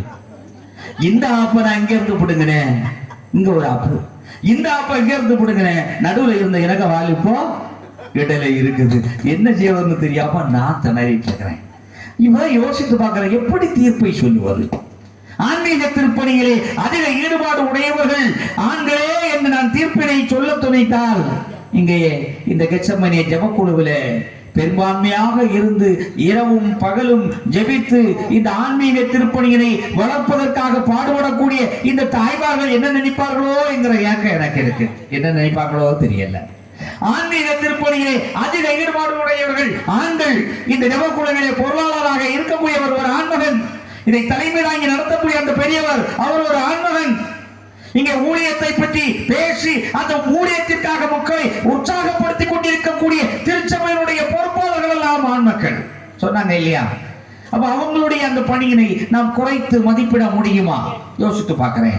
இப்பதான் எனக்கு தர்மச்சங்கடமான ஒரு நிலைமையிலே நான் இருந்து கொண்டிருக்கிறேன். இவர்கள் எல்லாம் சொன்ன கருத்துக்களை வைத்து நீங்க மனசுல ஒரு தீர்மானம் எடுத்திருப்பீங்க இல்லையா? இப்ப நான் என்ன சொன்னாலும் அதுல ஒரு விமர்சனம் ஏதாவது ஒரு பக்கத்திலிருந்து வரதான் செய்யும். ஆனால் பாருங்கள், எப்படித்தான் சாட்சியங்களும் எப்படித்தான் ஆவணங்களும் இருந்தாலும் நீதிபதிக்கு என்று ஒரு பார்வை உண்டு. நீதிபதிக்கு என்று ஒரு பார்வை உண்டு. அந்த பார்வையிலே யார் மிஞ்சி நிற்கிறார்கள் என்பதுதான் நம்ம பார்க்க போறோம். இதுல யாரும் குறைந்தவர்கள் அல்ல. ஆனாலும் ஒரு நீதியின் பார்வையிலே நாம் இதை பார்ப்பதற்கு கடமைப்பட்டவர்களாக இருந்து கொண்டிருக்கிறோம். 2 பேரு காட்டு வழியில யாத்திரை போறாங்க. 2 பேரும் ஆளுக்கு ஒரு பார்சல் வச்சிருக்கான், பசிச்சா சாப்பிடணும். ஒருத்தனுட 5 சப்பாத்தி இருக்கு, இன்னொருத்தருட 3 சப்பாத்தி இருக்கு. 2 பேரும் பேசி பேசி போயிட்டான். நீண்ட தூரம் போயாச்சு, காட்டு பக்கம் போயாச்சு, நைட் ஆயிருச்சு, தூங்கல, சாப்பிட்டுட்டு தூங்கலான்னு இருக்கும்போது அந்த வழியாக இன்னொரு பெரியவர் வருகிறார், பெரிய செல்வந்தர். ஆனா அவருக்கு கையில பார்சல் இல்லை, சாப்பாடு இல்லை, பசி, கடைகள் ஒன்றும் இல்லை, எதுவும் வாங்க முடியாது. இந்த 2 பேரையும் சந்திச்ச உடனே அவர் சொல்றாரு, சகோதரர்களே, நான் பசியோடு இருக்கிறேன், எனக்கு போஜனத்திற்கு எதையாவது கொடுங்கள் என்று கேட்கிறார். இவங்க மாறி மாறி முகத்தை பார்க்கறாங்க. இருக்கிறது ஒரு ஆளுகிட்ட 5 சப்பாத்தி, இன்னொருத்தர்கிட்ட 3 சப்பாத்தி. இப்போ சமமா பங்கு வைக்கணும்னா 8 சப்பாத்தி இருக்கு, 3 பேருக்கு பங்கு வைக்கிறது எப்படி சமமா வைக்க முடியும்? சொல்லுங்க பார்க்கலாம், ஒரு ஐடியா சொல்லுங்களேன். தூக்கம் வருதோ? 8 சப்பாத்தி 3 பேர் எப்படி பங்கு வைக்கலாம்? 2 எடுத்தாங்கன்னா 6 சப்பாத்தி தான் தீரும், 2 சப்பாத்தி மீதி வந்துடும் இல்லைங்களா? 3 எடுத்தாங்கன்னா ஒரு ஆளுக்கு 2 சப்பாத்தி தான் கிடைக்கும். எப்படி பங்கு வைக்கிறது? நின்று முழிக்கிறாங்க. எப்படி? அது போதும்னா எப்படி? சமமா கொடுக்கணுமே. நியாயம்னு சொன்னா சமமா பங்கு வைக்கணும் இல்லைங்களா? இப்ப நான் சமமா சொல்லணும் இல்லையா? எப்படி சொல்ல முடியும்? எப்படி செய்ய முடியும்? 8 சப்பாத்தி 3 பேருக்கு பங்கு வைக்கணும். யோசித்து யோசித்து பார்க்கறாங்க. கடைசி அவங்களுக்குள்ளாலே ஒரு தீர்மானம் எடுக்கிறார்கள். ஒவ்வொரு சப்பாத்தியும் 3 பிடிச்சாங்க. பிரிக்கலாம் இல்லையா? அப்ப சமமா பங்கு வரும் தானே. ஒவ்வொரு சப்பாத்தியும் 3 பிரிக்கிறாங்க. அப்ப எத்தனை வரும்? என் 3 கணக்கு தெரியாதோ? என் 3 எத்தனை? என் 3 24. அப்ப 24 பீஸ 3 பங்கு வைக்க பார்ப்போம். ஒரு ஆளுக்கு எத்தனை வரும்? 8 துண்டு வந்துருமா? சமமா பங்கு வச்சுட்டோமா? இப்போ சாப்பிட்டுட்டாங்க. 3 பேரும் சமமாக சாப்பிட்டு விட்டு தூங்கி விட்டார்கள். இந்த பிறகு செல்வந்தர் காலையில் எந்திரிச்சோன்னு அவருக்கு பெரிய சந்தோஷம். இந்த 2 பேரும் எனக்கு உணவு தந்தார்களே, என்னுடைய பசியை ஆற்றினார்களே என்று நினைத்து விட்டு இவர் 8 தங்க காயினை எடுத்து அவங்கள்ட்ட கொடுக்கிறாரு. நீங்க எனக்கு பசியை ஆற்றினீர்கள், நீங்க பங்குச்சி எடுத்துக்கிடுங்கன்னு சொல்லி 8 தங்க காயினை கொடுத்து விட்டு அவர் புறப்பட்டுட்டாரு. இப்ப இங்க பங்கு வைக்கணும். 8 தங்க காயின்னு. ஒருத்தர் சொல்றாரு, நான் 5 சப்பாத்தி கொடுத்தவன் 5 நான் எடுத்துக்கிறேன், நீ 3 சப்பாத்தி கொடுத்தவன் 3 நீ எடுத்துக்கன்னாரு. நியாயம் தானே? நியாயமா நியாயம் இல்லையா? இல்லையோ? இவர் சொன்னதில் நியாயம் இருப்பதாகத்தான் எனக்கு தெரிகிறது. ஆனா அடுத்தவன் சொன்னா, நான் 3 தந்திருந்தாலும் நான் சம்மதிச்சு சமமா பங்கு வச்சிருக்கிறோம் இல்லையா? அப்ப அவர் தந்த பரிசையும் நம்ம 2 பேரும் சேர்ந்துதான் பங்கு வைக்கணும்னா அதுவும் நியாயம் தானே? நியாயமாப்படுதா இல்லையா? பதிலே சொல்ல மாட்டேங்கிறீங்களே. எது நியாயம்? 2 நியாயம் போலப்படுதா? ஆனா நான் சொல்றேன், இந்த 2மே நியாயம் இல்லைன்னு. அதுதான் கதை. 2 பேருக்குள்ளாலே மாறி மாறி சண்டை வந்துருச்சு. என்ன மாதிரி ஒரு ஆளுக்க வந்தாங்க, அவரு நியாயம் சொல்லணும். அவர் நியாயம் சொல்லும் போதுதான் யோசிக்கிறாரு, இதை எப்படி நியாயம் சொல்லலாம் சொல்லி அவர் யோசிக்கிறாரு. அவர் யோசிக்கிறதுலதான் ஒரு பெரிய ஒரு முக்கியமான தீர்ப்பு அங்கதான் வருது. அவர் சொல்றாரு, நீங்க இப்படி எல்லாம் பங்கு வச்சா சரியாகாதப்பா. இவர்கிட்ட இருந்தது எத்தனை? 5 சப்பாத்தி இல்லையா? 5 சப்பாத்தி இருந்துருச்சு இல்லையா? 5 3 பங்கு வச்சா எத்தனை துண்டு வரும்? எத்தனை துண்டு வரும்? 5 சப்பாத்தியை 3 துண்டா வச்சு பிச்சு பிச்சு எடுக்கும் போது எத்தனை? 15 துண்டு வரும் இல்லைங்களா? அந்த 15 துண்டுல இவர் எத்தனை துண்டு சாப்பிட்டு இருப்பாரு? எப்படி? அவர் எத்தனை துண்டு சாப்பிட்டு இருப்பாரு? 8 துண்டு சாப்பிட்டு இருப்பாரா? மீதி எத்தனை இருக்கு? 7 துண்டு மீதி இருக்கு இல்லையா? நம்மால 3 சப்பாத்தி வச்சிருந்தாரு. அந்த 3 சப்பாத்தியில எத்தனை துண்டு வந்திருக்கும்? 3 பிரிச்சா 9. இந்த 9ல எத்தனை துண்டு அவர் சாப்பிட்டாரு? 8 துண்டு அவர் சாப்பிட்டாரு. அப்போ அவர் எத்தனை துண்டு கொடுத்திருக்கிறாரு? 1 துண்டு. நீதிபதி இப்ப சொன்னாரு, இந்த 8 தங்க காயின்ல 7 காயினை அவனுக்கு கொடு. எது? 5 சப்பாத்தி வச்சிருக்கானே அவனுக்கு கொடு, 1 காயினை இவனுக்கு கொடு. காரணம், இவன் 9 துண்டுல 8 துண்டை இவனே சாப்பிட்டுக்கிட்டு 1 துண்டு தான் கொடுத்தான் இல்லையா? இப்ப நியாயம் எப்படி இருக்கு? எது நியாயம்னு படுது உங்களுக்கு? புரியுதுங்களா? நம்முடைய நண்பர்கள் மிக தெளிவாக பேசினார்கள். ஆண்களை பற்றியும் பேசினார்கள், பெண்களை பற்றியும் பேசினார்கள். இயேசு கிறிஸ்து முதலாக இந்த உலகத்திலே ஆன்மீக திருப்பணியினை தொடங்குகின்ற வேளையிலே அவர் ஒரு ஆண்மகனாகத்தான் இந்த உலகத்தில் வந்தார். அவருக்கு துணையாக 12 சீடர்களை தேர்ந்தெடுத்தார். ஒருவர் கூட பெண் அல்ல, மருந்துக்கு கூட ஒரு ஆள் அல்ல, இல்லையா? அப்படியானால் இந்த ஆன்மீக திருப்பணியிலே அதிக ஈடுபாடு உடையவர்களாக இருப்பவர்கள் யார்? சீடர்கள் யார்? மிஷனரிகள் யார்? இந்த சமூகத்திலே ஆன்மீக திருப்பணியினை தொடர்வதற்காக, ஆன்மீகத்தை பரப்புவதற்காக அந்நிய மண்ணிலிருந்து அங்கிருந்து ஆயிரக்கணக்கிலே புறப்பட்டு வந்தவர்கள் யார்? தோல்ச்சியிலே கலகம் இங்கே உருவானதே. நம்முடைய சகோதரிகள் எல்லாம் தங்களுடைய மானத்தை மறைப்பதற்கு உதவி செய்தவர்கள் யார்? மருத்துவ உதவிகளை தந்தவர்கள் யார்?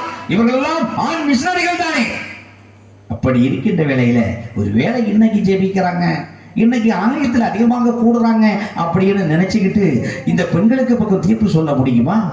ஆன்மீக திருப்பணியிலே அதிக ஈடுபாடு உடையவர்கள் ஆண்களே ஆண்களே ஆண்களே என்று சொல்லி தீர்ப்பு வழங்குவதற்கு நான் என்னுடைய மனதிலே தீர்மானித்தேன்.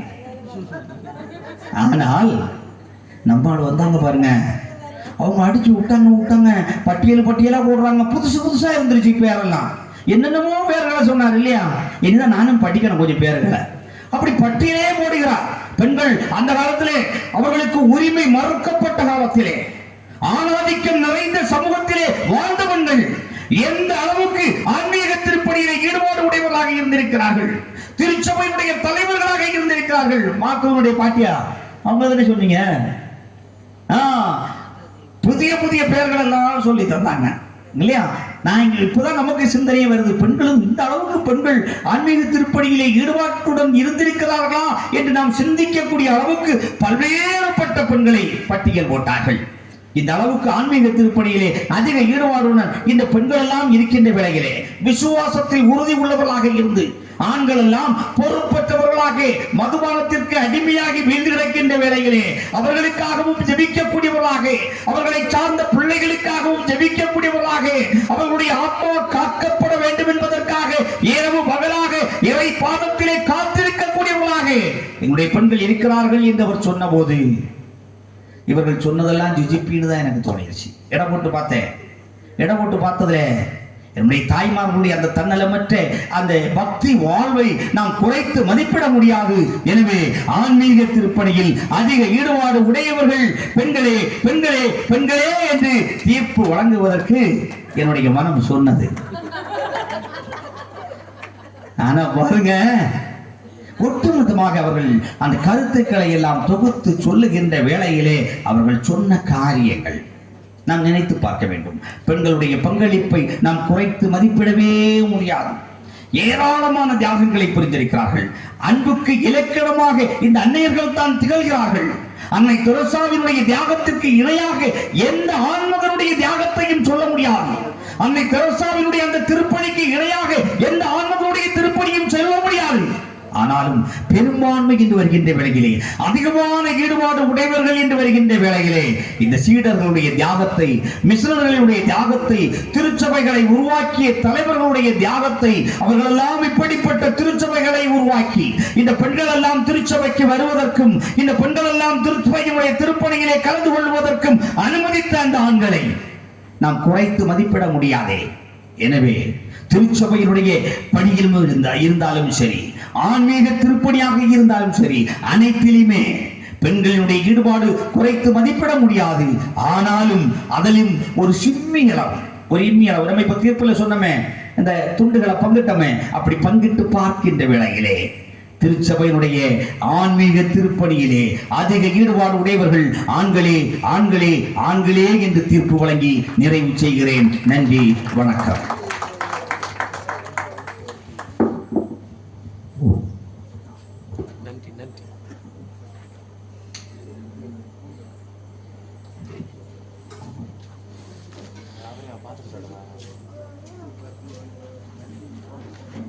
ரெக்கார்டிங்